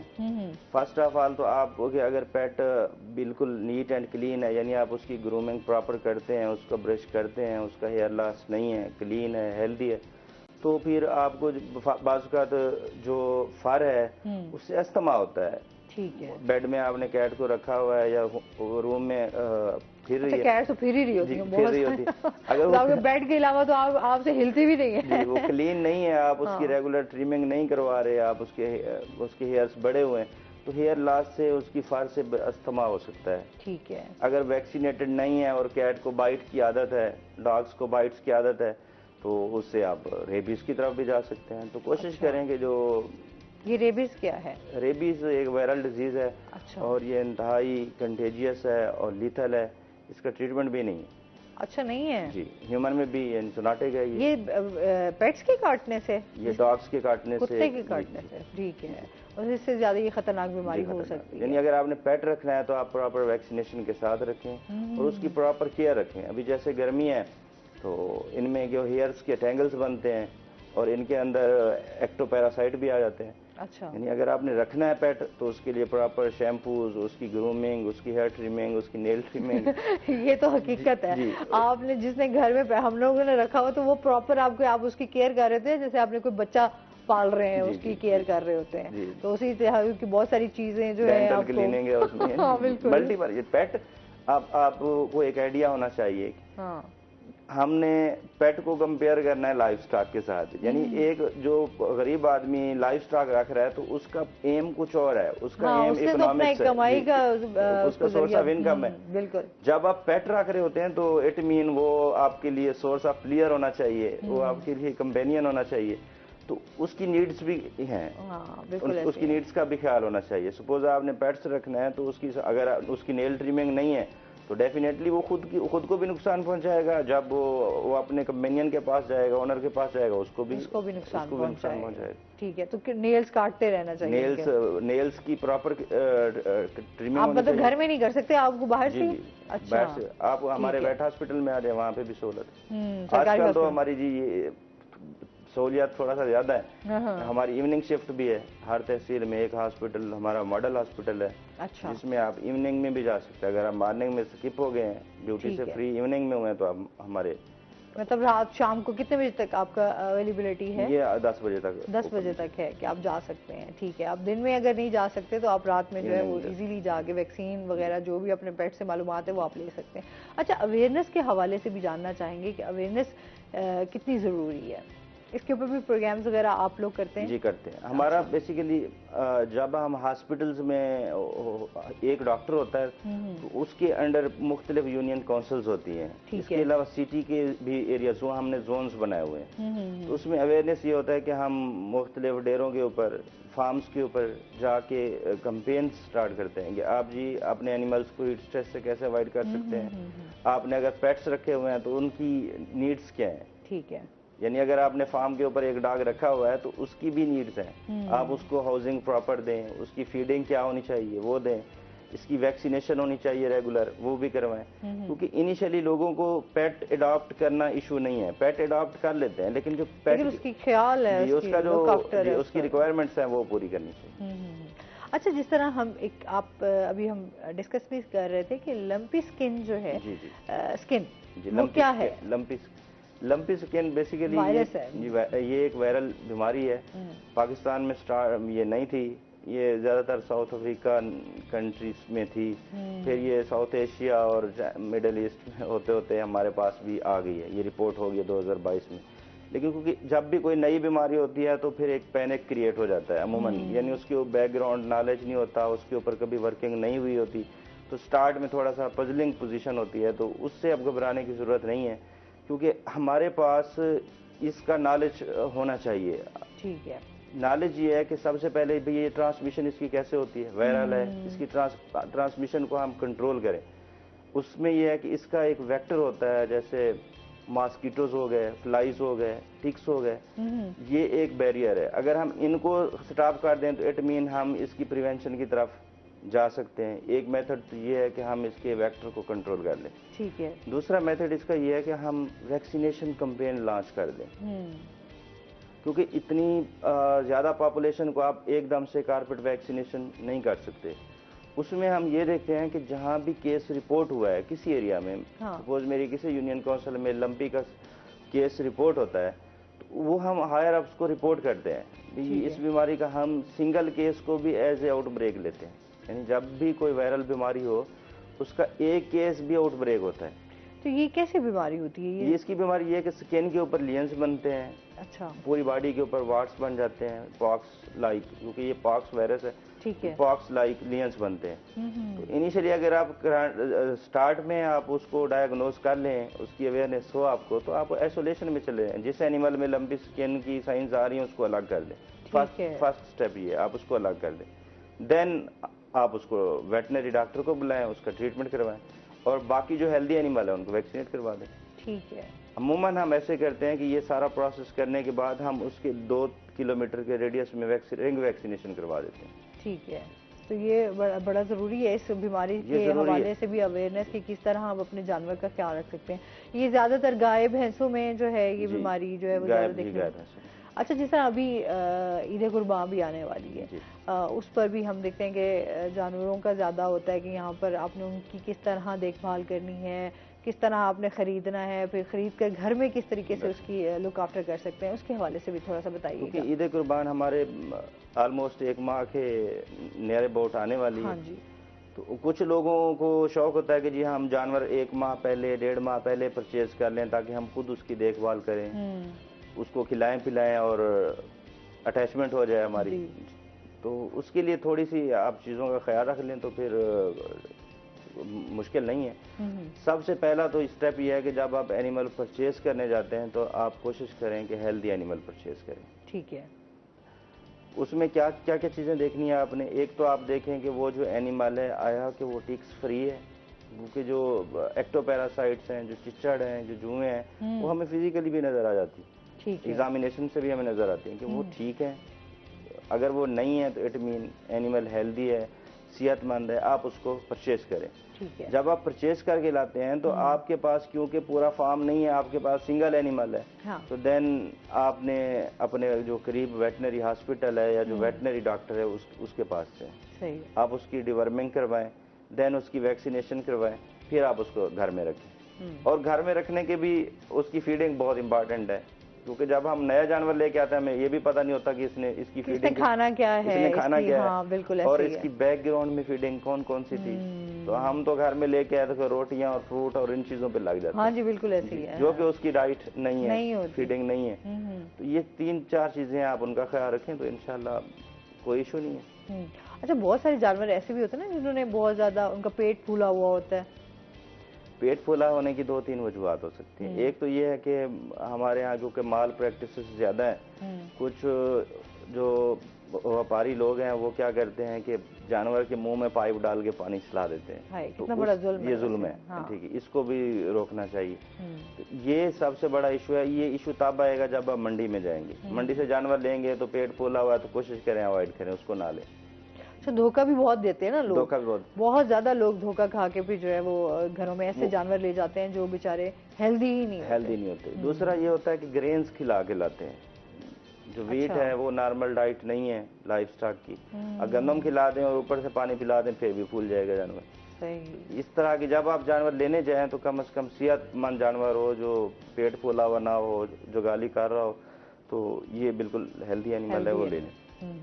अच्छा, इन जानवरों में भी वैक्सीन होती है, जिस तरह अभी गाय हो गई, भैंस हो गई, इनकी भी वैक्सीनेशन कितनी जरूरी है? इनकी वैक्सीनेशन बहुत जरूरी है। इनमें एक 2-3 बीमारियां हैं जो ज्यादा कॉमन है। सबसे पहले तो आप इनमें मंडियों से आते हैं, स्ट्रेस होती है, तो इनमें गलघोटू की वैक्सीन करवाएं। ठीक है, जो कि फ्री ऑफ कास्ट। जो लार्ज एनिमल की वैक्सीनेशन है हमारे हॉस्पिटल्स के अंदर फ्री ऑफ कास्ट है। गलघोटू हो गया, मुंहखुर होगी, FMD होगी, इसकी वैक्सीनेशन है। क्वार्टर होगी, चौड़े मार जिसको हम बोलते हैं, जानवर में लंगड़ापन आ जाता है, तो आजकल ये लंपी आ रही है। तो ये 3-4 वैक्सीनें कम से कम आप जब भी जानवर घर में रखें या फार्म पे रखें तो उसमें ये लाजमी करें। ठीक है, इस पे मजीद भी हम बात करेंगे। नाज़रीन, अभी हमने जाना ब्रेक पे, हमारे साथ रहिएगा।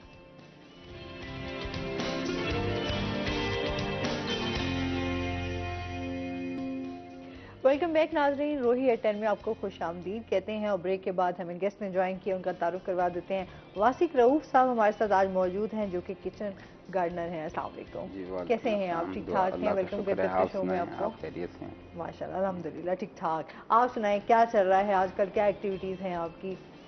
बस एक्टिविटीज़ तो अपनी मुलाजमत है एक छोटी मोटी। सही।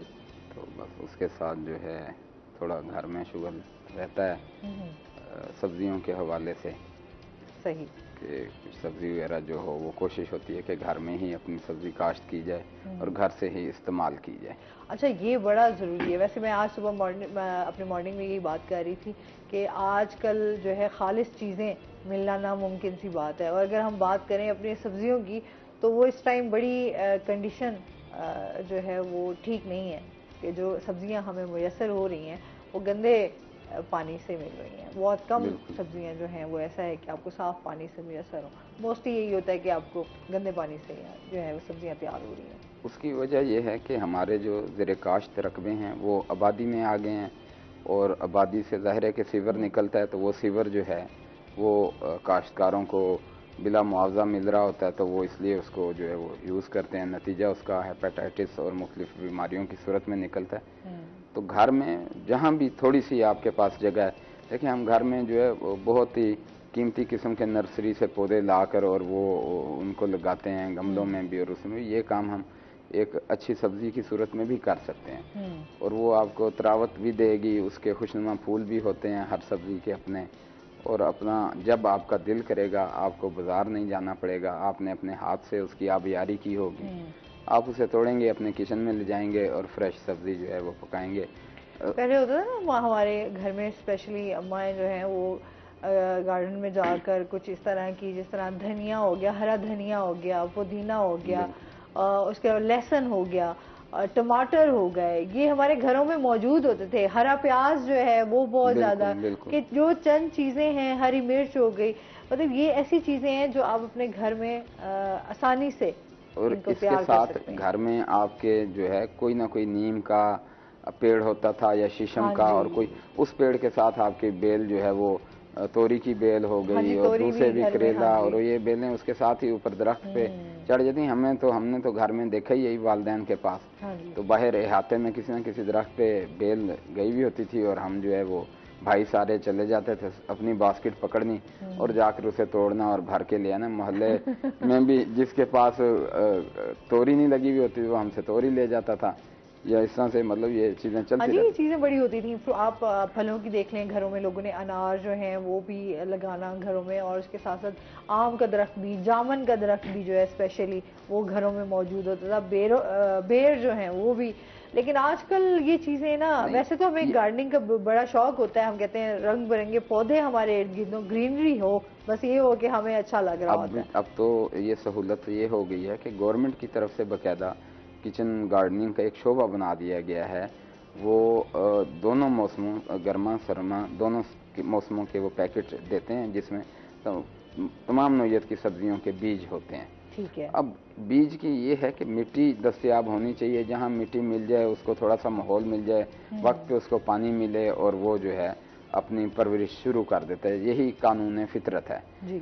तो हम जो है चाहते हैं, हमारी ख्वाहिश ये होती है, और उसी के लिए हम भाग दौड़ कर रहे होते हैं कि हम अच्छा खाएं, अच्छा पिएं, अच्छा पहने और अच्छे घर में रहें। हम अगर अच्छा घर नहीं ले सकते, अच्छा लिबास नहीं ले सकते, तो हम अच्छी खुराक तो ले सकते हैं। वो आपके बाहर जहाँ कहीं आपको थोड़ी सी जगह मिले, आप उस पर जो है वो लगाएं। पहले तो घर में बकरी भी होती थी, घर गाय नहीं कोई रख सकता था, वो बकरी रखता था, बकरी का दूध से वो कर लेता था।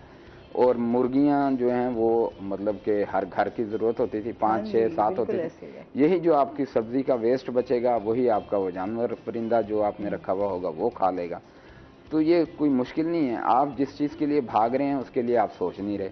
आप अच्छी खुराक, अच्छे लिबास घर के लिए भाग रहे हैं। अच्छी खुराक सब्जी की सूरत में आप घर में पैदा कर सकते हैं बहुत सहल तरीके से। उसका कोई मतलब खर्चा भी इतना ज्यादा नहीं है और कुछ नहीं है, और वो आपको साफ सुथरा मिलेगा। और आपका महाना जो सब्जी का खर्चा आप 8 से 10 हज़ार कर रहे हैं, वो उसकी अलग से सेविंग हो जाएगी। सब्जियां तो देखें कहाँ पहुंच गई हैं, इतनी महंगी हो चुकी हैं। बिल्कुल, प्याज अभी भी मेरे ख्याल में 80 से 100 रुपए है, लेकिन आप उसको यकीन के साथ नहीं कह सकती कि वो किस पानी से और कहाँ से आया, कहाँ से नहीं आया। तो वही आपका घर में लगा हुआ होगा, तो सब्ज जो उसकी सब्ज भूखे होंगी उनका आप अलहदा, दाल में स्पेशली उसका तड़का बड़े लोग लगाते होते थे। आप उसको लगाएंगे, एंजॉय करेंगे, बच्चे भी खुश होंगे। बच्चे फितरत के भी करीब होंगे। वो जब वो लगते देखेंगे खुद जाके, मेरे बच्चे तो खुद टमाटर तोड़ते हैं और ले जाते हैं, मामा ये देखें ये तो सुर्ख हो गया था, मैंने इसे तोड़ लिया।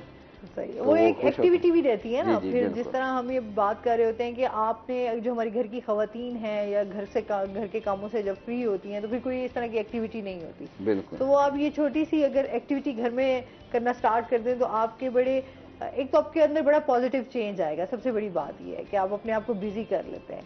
जब आप बिजी करते हैं और इस तरह की हेल्दी एक्टिविटी की तरफ जाते हैं तो आपका खुद भी अच्छा फील करते हैं। बिल्कुल जी, ऐसे ही है। अब हमने तो खैर शुरू से देखा, वो एक सराइकी में शायद उसे तरी कहते हैं, कोई तर कहता है, कोई क्या, जो खीरे के साथ ही बतौर सलाद इस्तेमाल होती है। एक लंबी किस्म की ग्रीन, जैसे सांप होता है इसी तरह की ग्रीन रंग की वो होती है, उसको तर बोलते हैं। तो वो मैंने अभी घर में लगाई तो मेरे बच्चे बड़ा शौक से जाते थे तो तोड़ा है। अब जनाब के उनके जो नानी अम्मा आई वो कहती हैं जी मुझे ये बताओ कि ये लगी हुई कहाँ है, ये मुझे दो, ये तो शुगर के लिए बड़ी अच्छी है। मतलब आप ये देखें कि जो आप बीमारियां ले कहाँ से रहे हैं, आप बीमारियां तो खुद ले रहे हैं ना। आप बाजार से वो काबिल भरोसा चीज़ें रह नहीं गई कि जो आप मतलब इस्तेमाल कर सकें। हाँ। तो सब्ज़ी पहले खेत से लोड होती है, फिर सब्ज़ी मंडी में अनलोड होती है, वहाँ पे भी कोई मतलब साफ़ सुथरा माहौल नहीं है। जरासीम अगर वो साफ़ पानी से कहीं से आ भी गई है तो सब्ज़ी मंडी में ही इतना वो मतलब आलूदा हो जाएगी कि आपके तक पहुँचते पहुँचते वो उसका सेहत के लिए मियार वो नहीं रहेगा जो होना चाहिए। तो बेहतर है कि आप घर में और जो फूलदार फलदार पौधे लगाते हैं उसमें आप अपने ये गमलों में लगाएं ये सब्जियां। 3 से 3.5 फुट की मिट्टी यहाँ पर भी है उसकी इतनी वो आप लगाएं। छत के ऊपर लगा लें, छत पर आप पॉलीथिन बैग डालें, उस पर असफाल्ट डालें और उसको बना लें छोटा सा। आपका जो है घर का माहौल भी तब्दील होगा, आप खुश होंगे सुबह सुबह जब उठेंगे देखेंगे। हाँ, साफ सुथरी चीज़। तो खाने को आपको बड़ी प्योर और साफ सुथरी चीज आपके घर से ही मिल रही है, तो इससे बेहतर और क्या चाहिए। अभी मतलब ये जैसे ही आपके मतलब अगस्त के बाद जो है वो मौसम सरमा की सब्जियों के लिए तैयारी शुरू हो जाएगी। उसमें मतलब आप जो है स्टेप बाय स्टेप अपनी जो है वो शुरू कर देंगे। मतलब पालक लगना शुरू हो जाएगी, आपका धनिया लगना शुरू हो जाएगा और ये अक्टूबर नवंबर तक जो है ये आपका सारा वो पूरा हो जाएगा। अभी जून में जो है वो भिंडी की एक किस्म है वो काश्त हो सकती है घर में छोटे से पैमाने पे। हाँ, घर में भिंडी भी जो है वो भी लगाई। मतलब कि आप घर में लगाएं, बच्चों को बताएं कि जी इसे लेडी फिंगर भी बोलते हैं कि क्यों बोलते हैं, और वो बड़ा खूबसूरत इसके फूल होते हैं। हाँ। आप ये देखें कि जितने आपके सब्जी के फूल हैं इस पर स्प्रे नहीं होगा, इस पर कीड़ा या किसी भी तरह की बीमारी आने का जवाब नहीं है, क्योंकि आप जब इसे पानी दें तो फुहारे की सूरत में इसको पानी दे दें, वो धुल जाएगी, फ्रेश हो जाएगी। खेत में बड़े पैमाने पर उसके ऊपर स्प्रे पानी की फुहार डालना आसान नहीं होता, यहाँ पर आसान है बहुत।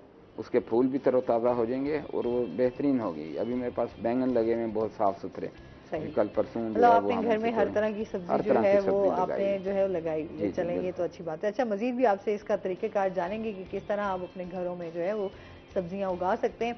अच्छा सर, जिस तरह मैं एक बात कर रही थी कि कौन सी ऐसी बीमारियां हैं जो पेट्स के थ्रू जो है इंसानों को हो सकती हैं, उनमें ट्रांसफ़र हो सकती हैं, कौन सी बीमारियां हैं? मल्टीपल डिसीजेज हैं जो पेट से ह्यूमन में आ सकती हैं। ठीक है, वो डिपेंड करता है कि आपकी पेट्स की कंडीशन क्या है। जिस तरह आजकल एलर्जी जो है वो बहुत ज़्यादा एलर्जी है, लाइस इन्फेस्टेशन है, माइट इन्फेस्टेशन है, टिक्स इन्फेस्टेशन है, इसके अलावा अस्थमा है, रेबीज है, और भी डिफरेंट डिजीजेज हैं जो पेट से ह्यूमन में आ सकती हैं। आजकल कौन सी वायरल कौन सी हैं? वायरल में तो आजकल करंटली तो कोई नहीं है। कोई नहीं इफ वो बाइट करता है देन ठीक है। आप मैनेजमेंटल बीमारियां बहुत सी हैं जो ट्रांसफर हो सकती हैं। आपने देखा है अगर पेट्स कैट के अंदर लाइस लगी हुई है तो लाइस जो पेट ओनर है उसमें भी ट्रांसफर हो सकती है, हो जाती है। लाइस क्या है?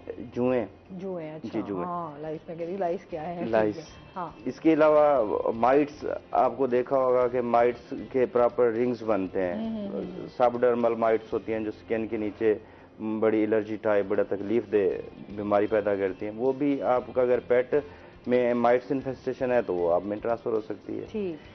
सबसे जो लीथल है कांगो वायरस, आपने नाम सुना होगा।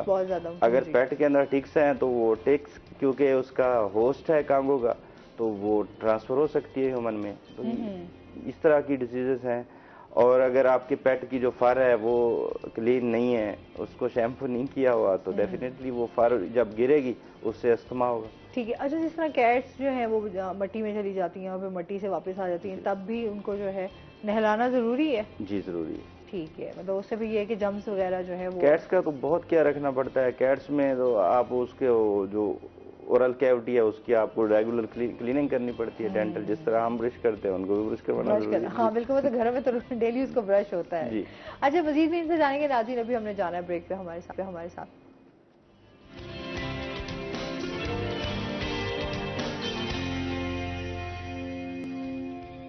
वेलकम बैक नाज़रीन, रूही एट 10 में आपको खुश आमदीद कहते हैं। अच्छा जी, बात हो रही थी, अभी हम ब्रेक में बात कर रहे थे कि कौन से प्रोजेक्ट पे आप लोग जो है काम कर रहे हैं। जैसे किचन गार्डनिंग के ऊपर बात हो रही थी, तो हमारा एक प्रोजेक्ट है घरेलू मुर्गबानी। अच्छा। उसमें हम जो गरीब खवातीन हैं उनको हम सब्सिडाइज रेट के ऊपर पोल्ट्री के सेट देते हैं, यानी उसमें 5 हैन होती हैं और 1 मेल होता है। तो वो ऑलमोस्ट आफ्टर 1 मंथ जब हम उसको घर में रखते हैं तो वो लेइंग पे आ जाती है, अंडे देना शुरू कर देती है। ठीक है। उससे एक तो आपका किचन का जो वेस्ट है वो आप मुर्गियों को डालते हैं तो वो उनके लिए सोर्स ऑफ फूड भी है और आपके घर की भी सफाई हो जाती है। तीसरा उसका बेनिफिट ये आता है कि आपको डेली प्रोटीन आना शुरू हो जाती है, अंडे आना शुरू हो जाते हैं। एक गरीब फैमिली जो डेली का एग परचेज नहीं कर सकती तो उसके घर में 4 से 5 अंडे आना डेली शुरू हो जाती है। और इस प्रोजेक्ट का आउटकम इतना अच्छा है, इम्पैक्ट इतना अच्छा है कि देहातों में खवातीन क्योंकि मेहनती होती हैं, वो एग्स, फर्टाइल एग्स को अगर उनकी ज़रूरत से ज़्यादा हो तो वो आगे हैचिंग के लिए रख देती हैं, तो उनसे फिर आगे फर्दर बच्चे आना शुरू हो जाते हैं।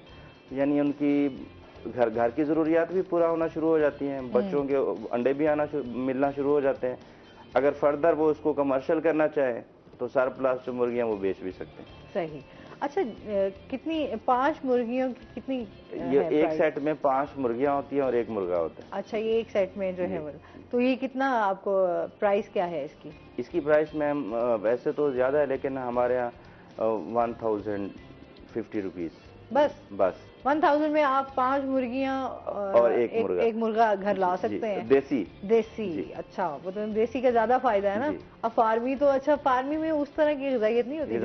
और जब आपकी किचन की वेस्ट के ऊपर वो मुर्गी अंडे देती है या वो फिर पाल जाती है तो उसकी गोश्त का टेस्ट भी बड़ा अच्छा होता है, उसके एग का टेस्ट भी बड़ा अच्छा होता है। अच्छा, क्या तरीकेकार है जो लोग लेना चाह रहे हैं? जो लोग मैम लेना चाह रहे हैं वो हमारी हॉस्पिटल में आए, हमसे रब्ता करें।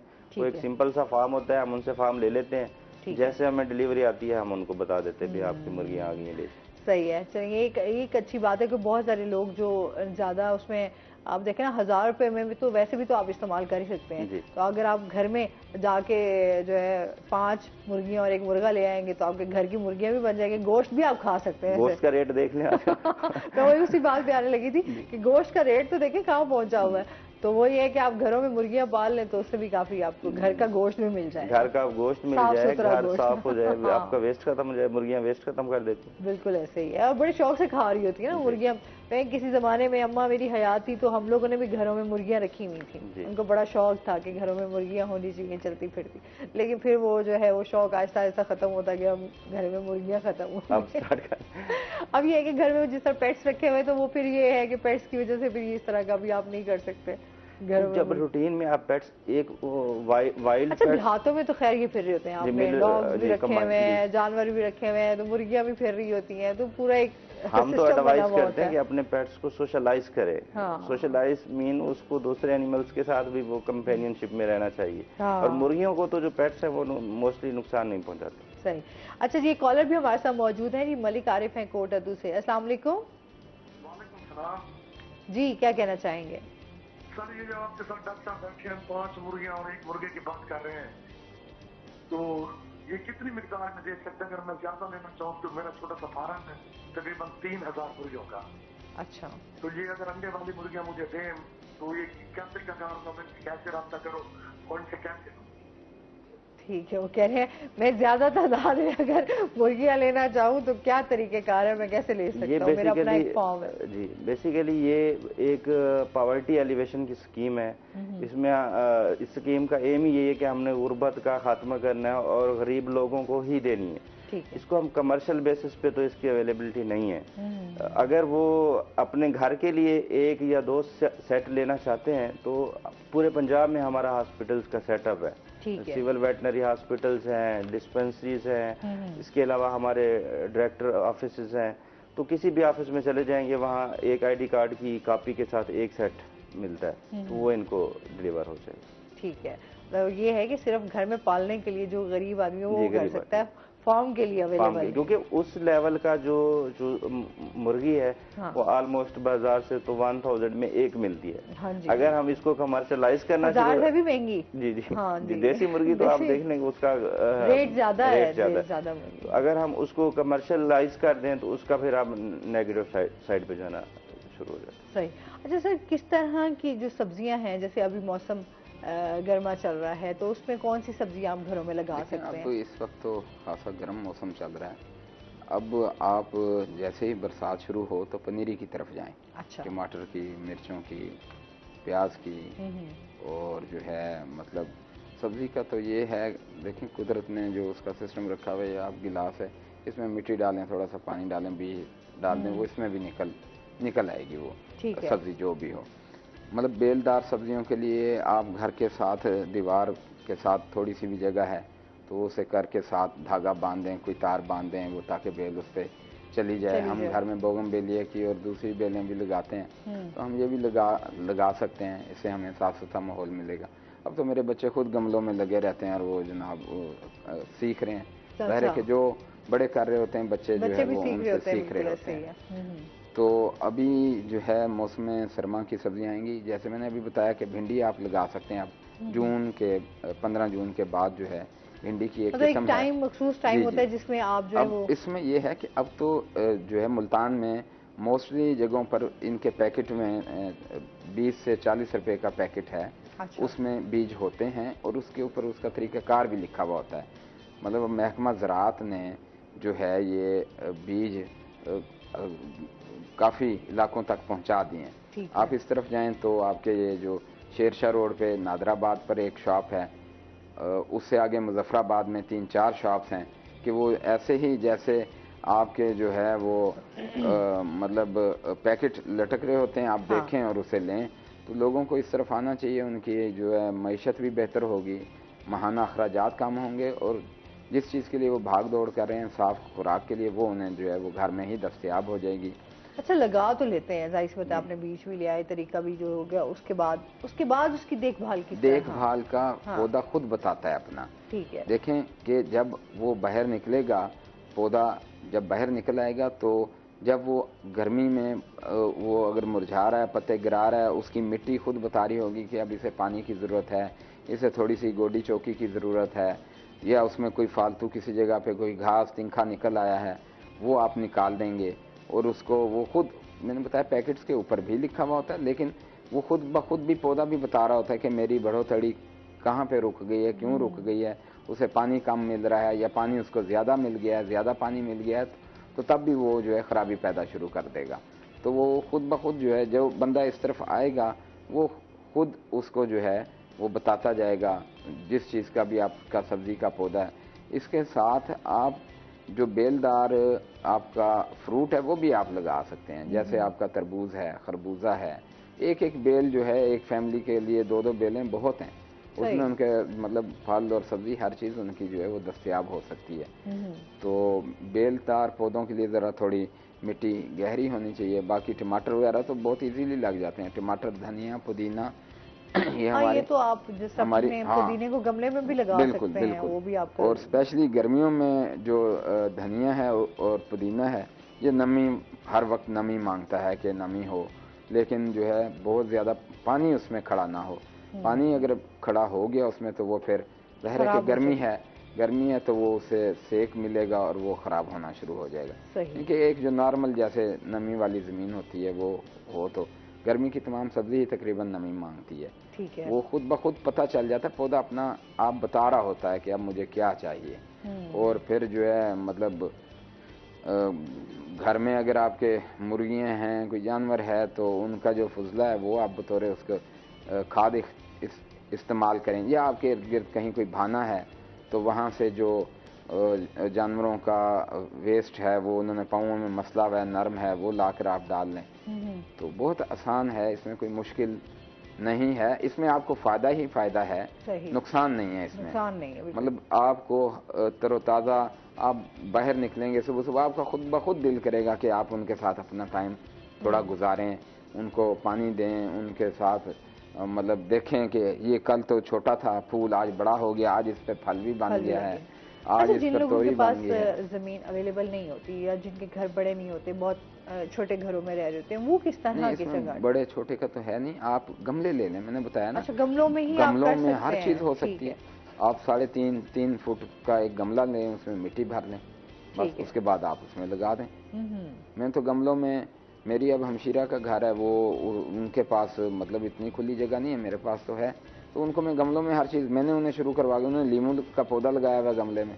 अब लीमू इस वक्त 100 रुपये पाव मिल रहा है वो, कि जिसे आप निचोड़ें तो उसमें से निकलता कुछ नहीं है। हाँ। तो वो जनाब छत पे अपने जाते हैं, लीमू तोड़ते हैं, अपने इस्तेमाल कर रहे हैं। अच्छा, ये लीमू तो वैसे हर घरों में लोग बड़े शौक से लगाते हैं कि लीमू घर का हो तो उसका ज्यादा जो है वो आपको रस भी उसका आप इंजॉय कर सकते हैं, आप उसका ज्यादा इस्तेमाल भी कर सकते हैं, तो वो एक साफ सुथरा आपके पास जो है वो। अच्छा, जिस तरह फल हैं, फलों को भी लगाया जाता है, उसका भी क्या तरीकेकार है?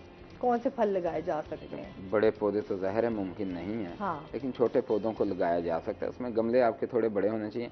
देखें, आप घर की छत के ऊपर आप 4 दीवारी करते हैं पर्दे के लिए, तो बेहतर है कि आप उस पर बड़े बड़े गमले उसी 4 दीवारी के ऊपर जो है वो 9 इंची की हो और रख दें, तो आपकी दीवार पर्दा भी अच्छा बन जाएगा, और उसी के साथ आप उस पर मतलब पानी दिए रखें, जो भी आपकी चीज़ है वो बढ़ोतरी करती रहेगी, आपको मिलती रहेगी। मैं बताया कि मेरी हमशीरा के घर हर तरह की सब्ज़ी उसके गमलों में लग जाती है। मूली भी लगा लेते हैं, वो मेथी भी लगा लेते हैं, पालक भी, शलजम भी, भिंडी भी, उन्होंने खरबूजे बहुत अच्छे लगाए, बैंगन बहुत अच्छे लगाए। अब तो वो खुद मतलब उन्होंने सब्ज़ी ने उन्हें सिखा दिया है कि हमारे साथ क्या जुल्म होता है। एक दफ़ा अगर वो ख़राब कर लेंगे, दूसरी दफ़ा उन्हें अंदाज़ा हो जाएगा लगाने वाले को कि जी मैंने इसके साथ ये कर दिया, और फिर गली में कोई ना कोई ऐसा बुजुर्ग बड़ा ज़रूर मिल जाता है जो आपकी रहनुमाई कर देता है। हाँ, जो इस चीज़ से गुजरा हुआ है। अभी हमारे मुआशरे में ऐसे लोग मौजूद हैं कि जो इस चीज़ को भूले नहीं हैं कि हम घर में सब्जी कैसे काश्त करते थे। सही। तो जो नए हैं वो ही उनकी रहनुमाई कर देते हैं। आपका आना जाना तो रहता है, वो जब कहते हैं अच्छा आपने ये काम भी किया हुआ है, ये आपने क्या किया, आपने इसे तो पानी बहुत ज़्यादा दे दिया, इसका पानी निकाल दें फ़ौरन। बुजुर्गों का भी बड़ा एक्सपीरियंस होता है जी, वो फिर आपको पहला तो कदम ये है कि आप इस तरफ आएँ। अब पैकेट में दस्तयाब हैं, महकमा ज़राअत वाले देते हैं पैकेट, सारा कुछ उसके अंदर डिटेल भी लिखी हुई होती है कि कौन सी सब्ज़ी कब जो है लगेगी, किस तरह से लगेगी।